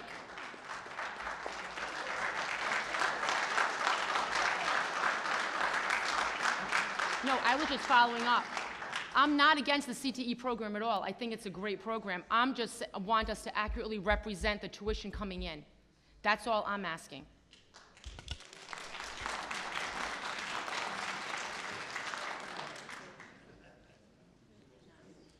Can you please state your name and your town? Patricia Henry, Gloucester, Rhode Island. Thank you for the opportunity to speak tonight. I, like many, are concerned with the amount of administrative overspending in this proposed budget, and tonight I will speak to just one little example. And when I talk about that overspending, it's what others have already said. It's sort of like, yeah, okay, it looks like a zero balance, but when you're anticipating a greater state aid, which maybe is not the safest thing to do, and you're taking from fund balance, which Walter spoke to, that sort of backfills to get you to zero. At least that's how I'm understanding it. But first and foremost is my concern that as a community, we have moved away from the past hard work of many that ensured sound fiscal responsibility, thoughtful spending, best practices, adherence to state law, and educational recommendations. What I'm speaking to about in an example in this budget, and it might seem minor, is this. Our superintendent is receiving a $6,193.48 salary increase, a 3.9% increase over last year. The school committee has approved this salary increase, and again, without ever giving a performance evaluation to Superintendent Palazzo. It's not about the increase in your salary. I understand that you came in under the previous superintendent. But these increases continue to be given with never a performance eval. Rhode Island's Department of Education, Title 16, recommends that a performance evaluation is given to a superintendent by the school committee on an annual basis. In fact, over 90% of all Rhode Island school districts comply with RIDE's recommendation. Unfortunately, this committee does not. It's been asked for, and also, state law limits the renewal of a superintendent's contract to greater than a 3-year period, and yet we've exceeded that. So my questions are, why does this school committee hand out a salary increase without a performance eval? What is the basis you're using for these increases? Any of us who work in industry or in any of our jobs, you don't get an increase until you've sat down with your boss and you've had an evaluation. And then it's so deemed on that basis that you get the increase. It just seems like a normal best practice that should be instituted. But the answer that was in the media was, the quote was from that you're happy and you're thrilled. But let's be honest, those aren't performance-based answers. Why is the school committee knowingly breaking state law, renewing a contract greater than 3 years? In your slide presentation, you talked about how you're really, adhering to mandates and laws and recommendations, but not in these instances. Tonight, my questions come in a perspective of two important words, context and content. The context is that I've lived here for almost 4 decades. The content is I have served in multiple roles: a budget board member, vice chair of budget board, town councilor, school committee member, and currently charter review chair. My hope tonight is to vote this budget down and send it back to you all and say, sharpen your pencils, control the spending, and get back to a practice of sound governance. Thank you.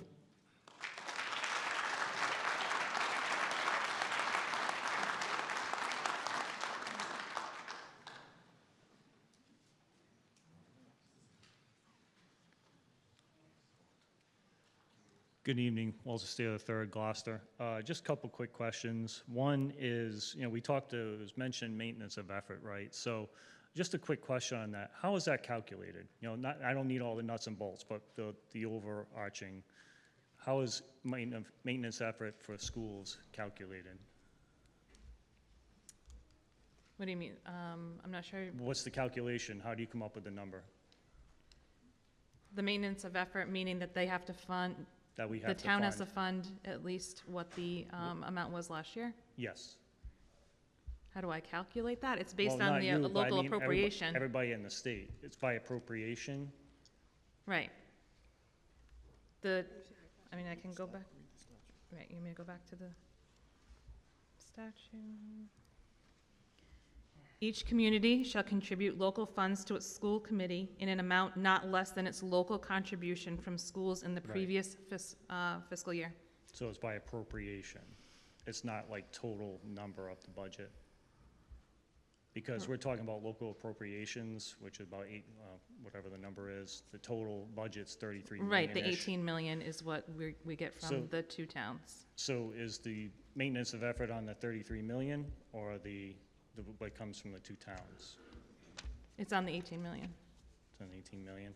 So in that 18 million, going back to that fund balance, is that 18 million included in that fund, the fund balance included in that 18 million? It reduces the ask from the towns. We're asking if we didn't use fund balance, then we would be asking the towns for 400,000 more. Right, okay, I'm looking for it. So going back to the fund balance, it will be a structural deficit because as soon as you need to do that, I don't trust the state. I know you don't either. Right, I mean, as far as revenue goes, I've heard some people say that we didn't, you know, our number is too high for state aid, it's too low for tuitions. We go with the best estimates we have. Yeah. We know that that may change, and we hope that we don't have to use that $400,000. We haven't in the past. Sure, and you've been fortunate because I'll tell you, the town doesn't trust the state. They gave us a number for tangible taxes, and we've budgeted very conservatively. And guess what happened? The state gave us less than what we even did that. Right, So- I mean, I might be mistaken, but I believe the Gloucester School also uses the full amount that was, Yeah, and that's fine, but given I'm in talking about the January, regions so. right now. Yeah, so, you know, my concern is making sure that over the last 3 years, we didn't artificially raise the maintenance effort by almost $1 million. Would that be a correct statement or incorrect? That's correct. It would, if we weren't using fund balance, we would have to ask the towns for more. So it's reducing what we're asking from the towns. Correct. But that fund balance didn't inflate the maintenance of effort over the last 3 years then, No. right? No, okay, good. So I feel better about it. I've been asking that for 3 years. I finally got an answer, so And I thank you think on actually the that. conversation last year was the request was to use appropriate state aid numbers. Yeah, I Okay. mean, yeah. I mean, and I understand, you can only use what they give you. Yes. And that's a moving target. Yeah. So, the other thing is, I am concerned about the use of fund balance because that's gonna bite us somewhere. And it's gonna bite hard when it happens, and it might be this year, who knows? Because as soon as I'm not sure the way you're using it, it'll hurt. It's only when you use it. And when you use it, then you're in trouble, because next year, then you have to ask us Agreed. for more money. Agreed. Us. Us. Us. All We of us, agree. right? Yes. So, okay, Thank you. thank you. Hi, Ron Spasio, Old Plainfield, Pike Foster. I don't have the budget. Some general comments of what I've heard. To Walter Jr., my comment has always been, it never goes zero. So to the people who are worried about fund balance, you shouldn't be here complaining about what's going on. You should be helping me say, let's add a quarter or a half. I'm not going to say that. To the people who say that the committee is not wise. I can remember when the town of Gloucester was running a 12% surplus. Any business entity needs at least 7% surplus to be an ongoing entity. I don't know what your surplus is. As far as Walter Sr.'s comments about 17 CTEs, I remember with Michael and I used to talk about this, and we knew that at some point we were going to have to give a couple up. And that's why maybe adding some new ones to prepare to give away some. So at some point, as other schools move into this properly, when they can fund their schools, it'll be a break even. To the people who say, I heard proper financing. This year, March 1st, inflation is 2.69%.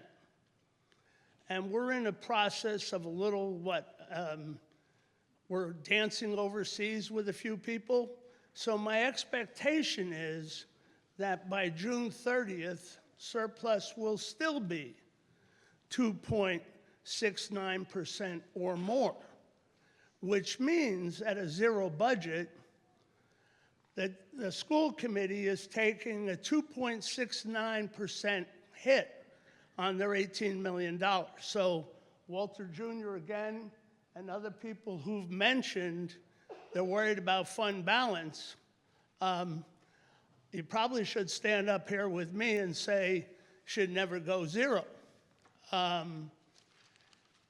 So I don't know what else I should address, but, oh, I know. I love it. Gary King, all right?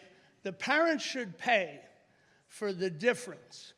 Whether there's 200 or 400 people in this room, the heat is the same, the electricity is the same, the chairs, it's called fixed costs. Variable costs are how many people are in a classroom. And as long as they're bringing in money, all right, the variable cost is what? Zero. Fixed cost may be scratches on the floor from the chairs. I've been looking at the seats in this room, and a fixed cost or a variable cost coming in, whichever way you're budgeting it, there are a lot of seats that are broken here and need fixed, all right? Another question somebody asked me, why are the traveling amounts different? If somebody's built a new school, their cost per student is more than here. So each school has a different amount for a kid moving different directions. I hope I've answered some questions and put some to rest, but I had numerous battles with Michael about going zero. So this Walter Steer Jr. is absolutely correct. If they don't do their job, it's going to come back to bite you. So don't be complaining next year that you're so happy about this zero budget this year. Thank you.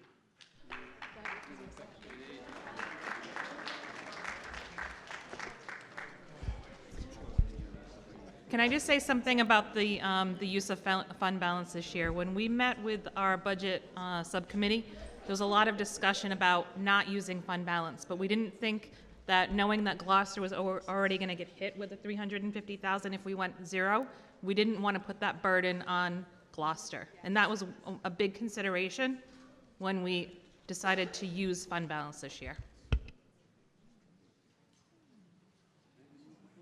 The slide up that shows it's a 0, 0. Let's move. Mary Jo Cretion, Foster. Listening to the information tonight and the detail in the budget that's been offered, have not been participating in committee meetings and paying close attention, but with personal experience in my career and hearing the concerns that have been raised, it seems that those concerns would actually move toward increasing the budget. If the concern is don't use the fund balance or don't underestimate, then that would say let's increase the budget. If there's concern about no money for an investigation, that would suggest add a line item and increase this budget. With the discussions that are had, and with all due respect for the concerns people have about the school committee's decision, that should be your concern in November. I think tonight we should honor this zero budget, and I agree with Mr. Servazio that zero really is a cut. And we would certainly not want to come back to the taxpayers if you budgeted less than you really need. The fund balance is to avoid that happening. So I would suggest that we move forward, pass this budget at zero, and please move forward with everything else.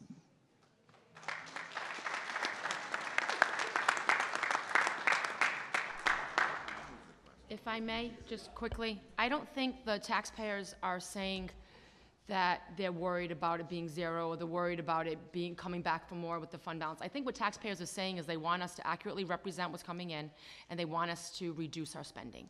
That's how I'm taking it, like the $91,000 in the business office, just like households at home are reducing their spending between oil going up and everything else. I think the taxpayers are asking us to reduce our spending. Am I wrong?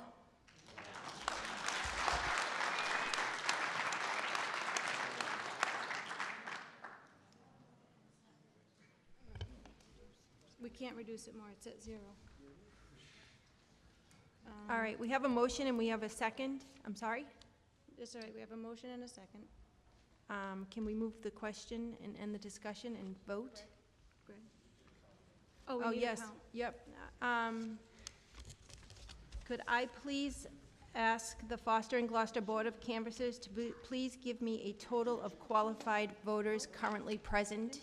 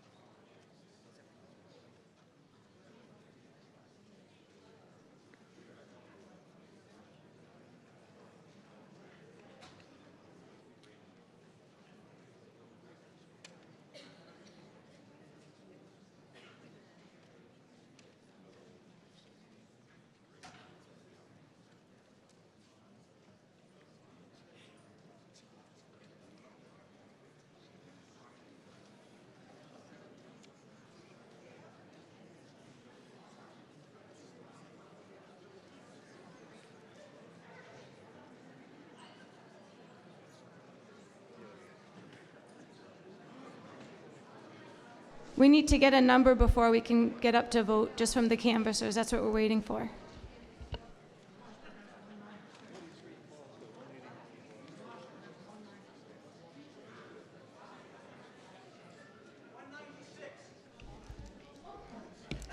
Gloucester is 196, correct?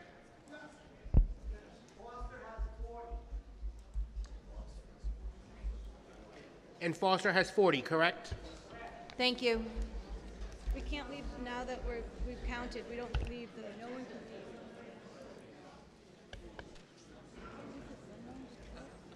236, 117.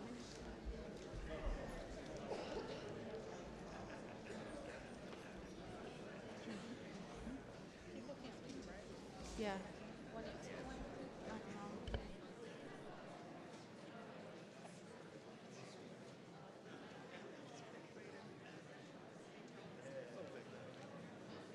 Do you want to clear it? Brendan wants us to say something.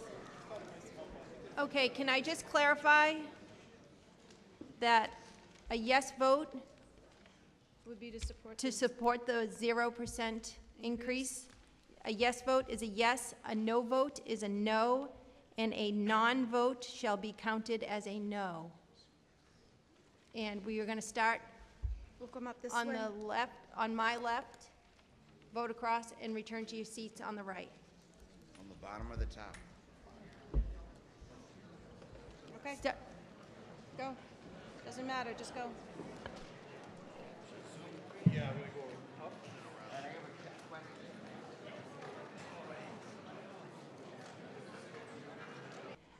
We would just like to let the public know that we had 103 yes votes, and the motion failed.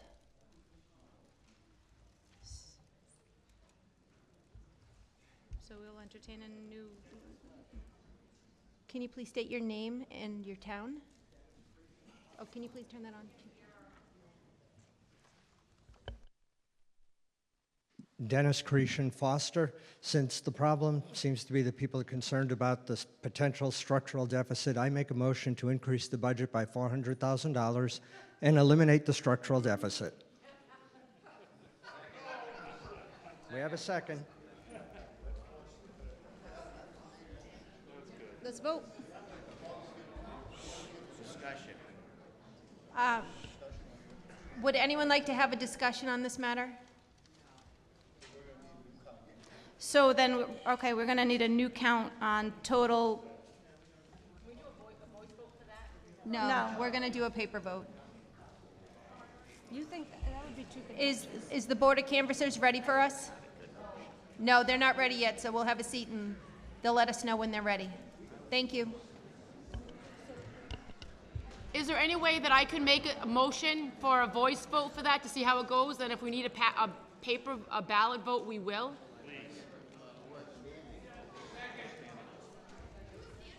Standing vote. Second. Make a new motion, Mr. Kelly, please. We need, in order to table that, we need a new motion. That's it, motion to table. No, Motion to table, the motion that was just made. okay. It's not debatable. He made a motion to table. Mr. Kelly made a motion, I'm sorry, but Mr. Kelly made a motion to table the addition of the 400,000. Sorry. It was seconded to do a vote. To leave with the budget. Excuse me, from what I understand, that Mr. Cretion made a motion, and it was seconded. A motion to table is out of order. We have to vote on the motion. You don't. Motion to table is a superseding motion. Yes, it is. You follow Robert's rules. Motion to table supersedes. Your board follows Robert's rules. Sir, I have made a motion to table. It's seconded, it's non-debatable. Don't debate it. You follow Robert's rules. They don't want to add 400,000. But you vote on it, we voted down. What table? What? Maybe don't, so then rather than having a paper vote, then do a voice vote, because no one wants to wait in line that long again. So let's vote. We have a motion to do a voice vote. So, hold on. They don't, listen, Shelley wanted a voice vote, they don't want a voice vote. Let's do the ballot.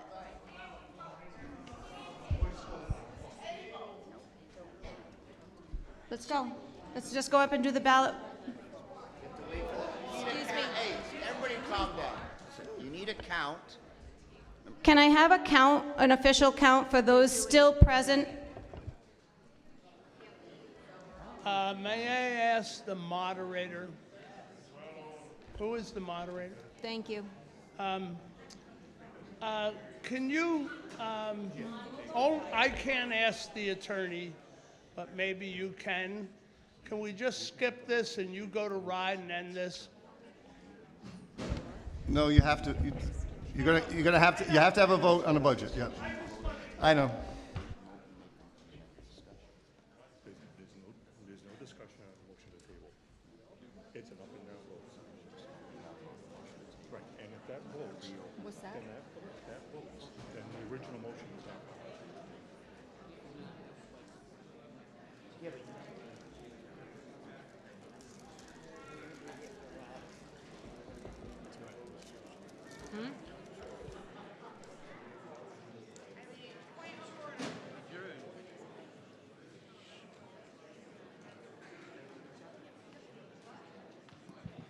Eileen, I have a point of order. Lori.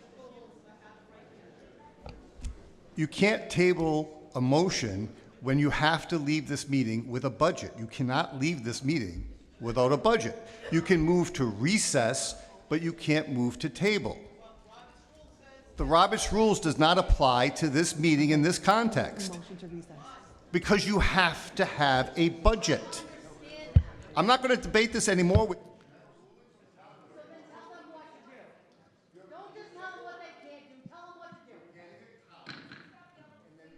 Everybody calm down.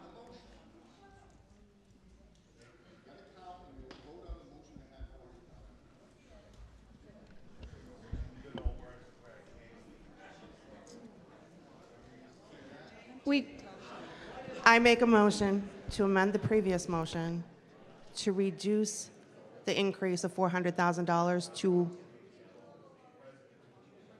No, just let it finish. point of order. I haven't even finished my motion, Cindy. I don't think you were called on either.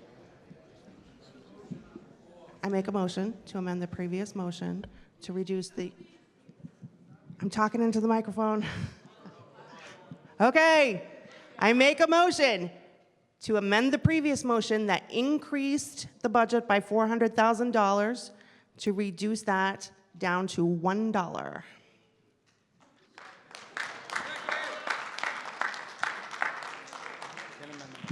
Do I have a second on that amended?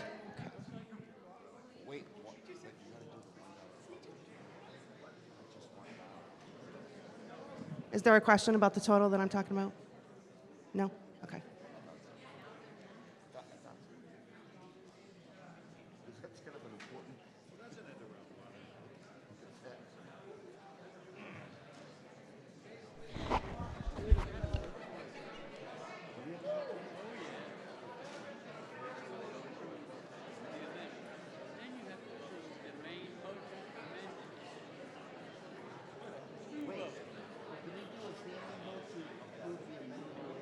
Okay, just to be clear. Okay, everyone, you have a motion to amend. You will vote on the motion to amend. If the motion to amend passes, that becomes the main motion. And then you get to vote again on the main motion. Okay?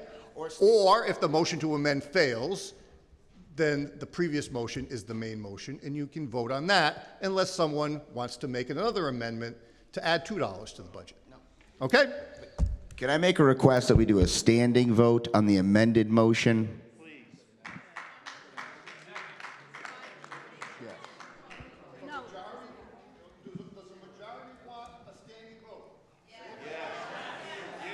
On the amended motion. Because let's remember here, the whole premise is to make sure that Gloucester schools and the Gloucester town doesn't get overburdened this year. Okay? Also, we know that the proration is not favoring them as well. So they're going to have their issues. I would suggest to the audience that we not add $400,000, and I would go with the amended motion. Can we please do a standing vote on that?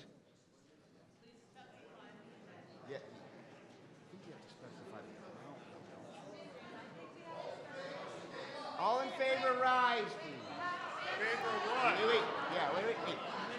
please. So we're specifying the motion. Shh. A standing vote is adding $1 to what? No, they have to make sure you say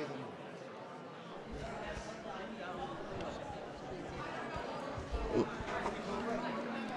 This is chaos. Mary Jo Cretion Foster, I think that we do need clarification on what this vote is. This standing vote is to say, yes, we want to amend the vote, and then we will very likely do a ballot vote, yes or no, just as we did. Standing vote is just, do we want to vote again for a budget that's $1 more than before, because none of us seems to want to vote for a $400,000 increase. We're voting on the amendment. The amendment is Yes. to add $1 to $33,091,080. So now the motion is to amend the motion to add $1 to that. No. The vote is to amend to the $1 increase. We're just standing, Well, yeah. No, the motion is to add $1 to this amount. We're voting to take that vote. We're voting whether we want to take that Yes, vote. to amend the motion to that. To amend the motion to be $33,091,081. I make a motion to, Lori. No one knows what we're voting on, Greg, so I challenge that this is a valid vote. We don't even have a count.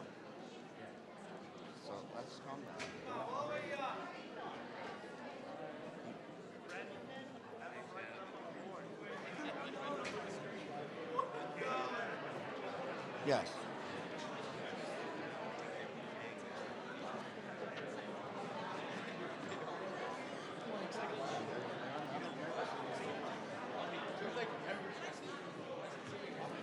You know, this budget was voted down, and so I think what needs to happen here is just go back, sharpen your pencils, and set another date and come back to us. We have a motion on the floor. We have a motion on the table.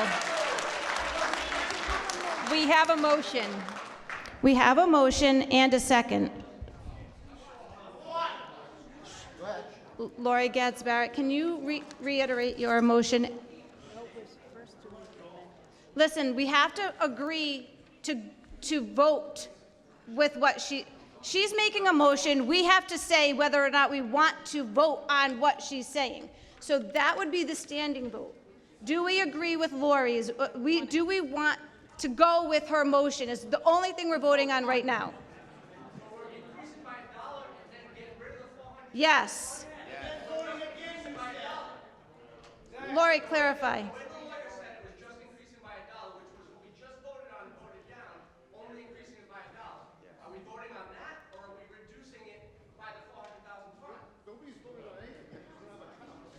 He,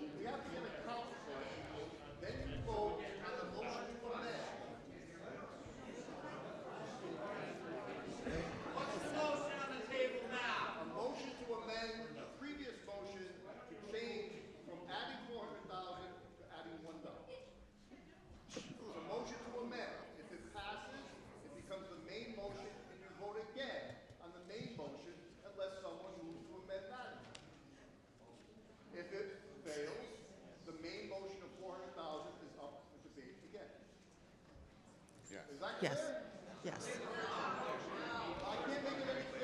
his original motion is being put aside. Hers is being heard. We're voting on hers right now. Okay, so the guy before me wanted to raise the 33 million number. He wanted to raise that number by 400,000. We don't want to do that. Okay, Greg is telling us that we have to pass something tonight. We cannot go below the 18,058,39. I'm getting rid of the 400,000. Right, we voted down the number that we saw. I'm saying it can go with just $1 above, and that's it. Then we don't have to vote on the other 400,000. Okay, now do you guys? And by the way, everyone's in the room that has a ticket. Can we do a standing vote or a voice vote on that without a count? Or do we need First, we have to vote on her if we agree that her motion wants to be heard. Okay, that's true. Yes. Yes. Let him remove his motion. All right, listen. Dennis, do you remove your motion?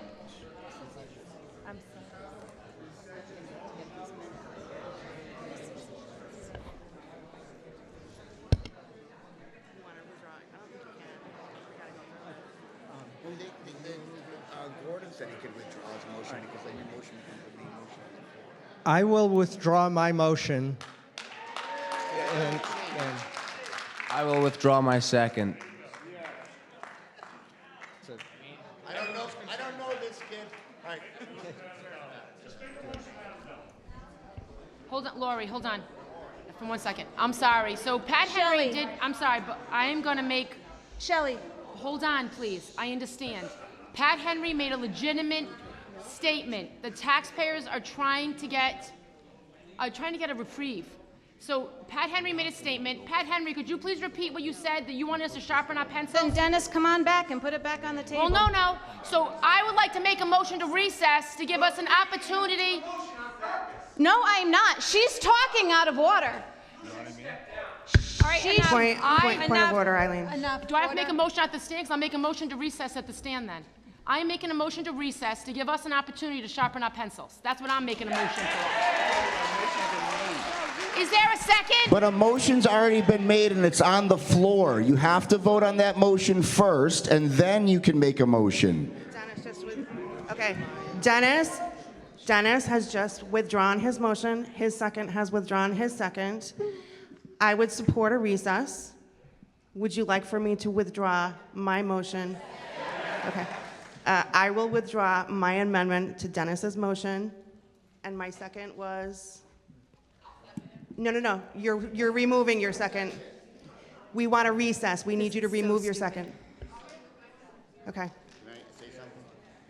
All right, I just want to say something really quickly. The only problem that I'm having with this is if you don't approve a budget tonight, you create another scenario where this place can get packed and they can pass a motion with hundreds of thousands of dollars, up to 4% being passed. That is going to have a dramatic effect on the Gloucester elementary schools. It's going to have a dramatic effect on the town council, and it's going to have a dramatic effect on your taxes. Hold one. And I know in that meeting, there might be a motion to reduce, but you cannot go below, we cannot go below what? 0. So if we have another meeting, the only thing you accomplish by having another meeting, if this board votes not to change their budget, is that you run the risk of people putting money in the budget. And let me explain that to you. That goes to your bottom line. That's $300,000, let's just say someone puts in. And then what's going to happen is we're going to be eating a $3 million tax sandwich for the region for the next 10 years, and that's if you level funded it. The motion that Lori made, $1 above the split vote in this room of 119 to 118, seems to me to be the best route for everyone involved. You're the voters, you can decide, but you run the risk. You run the risk because parents are going to react when a budget fails, and they're going to show up in droves. They're not here this evening, and I'm just warning you that you may have a serious issue going forward. It's going to mess up the elementary school budget. It's going to mess up the town budget. The town took a massive cut last year. Yeah, I know. The town took a massive cut last year. That's fine. Excuse me. Excuse me. Excuse me. I'm also a taxpayer. Excuse me, we're not going to talk to people like that in this room. If we cannot keep it composed. Everyone who has been up to the podium, we've given them ample time to talk. I haven't stopped any, excuse me, sir, I haven't stopped anyone from. It's okay, I'll wait. It's okay, I'll wait. I'm trying to communicate to you, but you won't listen. I'm not talking down. I don't even, ma'am. Excuse me, ma'am. So what I have to say in response to that, with all due respect, is that if the worst thing that happens is more taxpayers come here and cast their vote, then that's the worst thing that happens. Then they get what they vote for. Instead of just saying, no, we don't want to have them come and vote. We have to give them the opportunity to vote. They're voters. So that logic doesn't make, I understand that. But I mean, obviously there's enough people here that have an issue with it. And I'm saying that if more people show up, then good. Then democracy gets done. That's all I have to say. Thank you.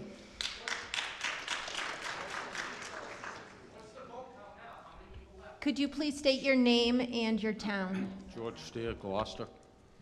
So I would support Lori's motion if it comes to the vote, but I would also question as to whether maybe or not the school committee would remove $153,851 from this budget, because that's, from the way I'm reading it, that's debt service that falls off this year. When debt service falls off, it's supposed to be removed from the maintenance of effort. That's one reason, other than reduction in the student population, a decrease, that you folks can support a less than zero budget. You can decrease it. That's state law. When debt service falls off, and Piccirilli can tell you that,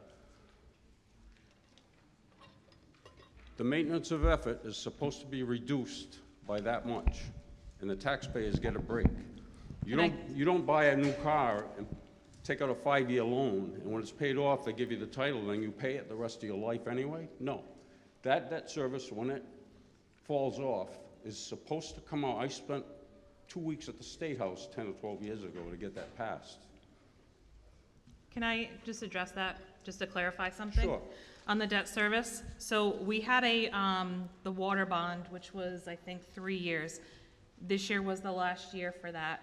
That was the 153. That was not part of the appropriation because that came from fund balance last year. So when you folks refinanced the loans on the ESCO or on the building project years ago because it was a lower rate, How much did you save every year on your payment? How much do we save every year on the payment? On the schedule for 2027, it's gonna be 112,000. Yeah, but what was it for the last, since you refinanced it, what do we save every year? I don't have that figure in front of me, but the So that appropriation was amount has supposed to not be changed from last year. reduced. The maintenance of effort should have been reduced when that payment was reduced. But that wasn't last year. If we were looking at last year's budget compared to this year, it was $1,333,274 was what the appropriation was. The amount this year, $1,333,484. So I'm asking, what was it since you refinanced? You refinanced it for a reason, to save money. That's going back a long time. I think it was in 2016. She'd probably have to dig for that number. That was a little while ago. I know what you're asking about, and there was a That's like savings, but I 10 don't know that years she'll be ago. able to pull that number up right now. So all I'm saying is, whether you have the figure or not, when you refinance and you save money every year on that payment, that was, your maintenance of effort was supposed to be reduced by that much, that year. I understand what you're saying, but we don't have that. Well, maybe you as a school committee should look into that, Okay. because that's state law. So, I don't know what we're gonna do here tonight. I agree with what Mike Joyce is saying. People have made a statement here tonight. So, I don't know, it's up to you people, I guess, or whatever. What's the motion? Are you making a motion, or? I don't know what to make the motion for if I did.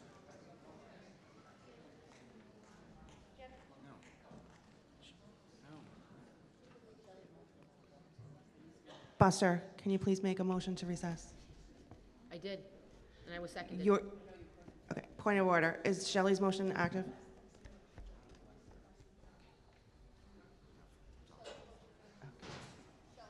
What's that? You said?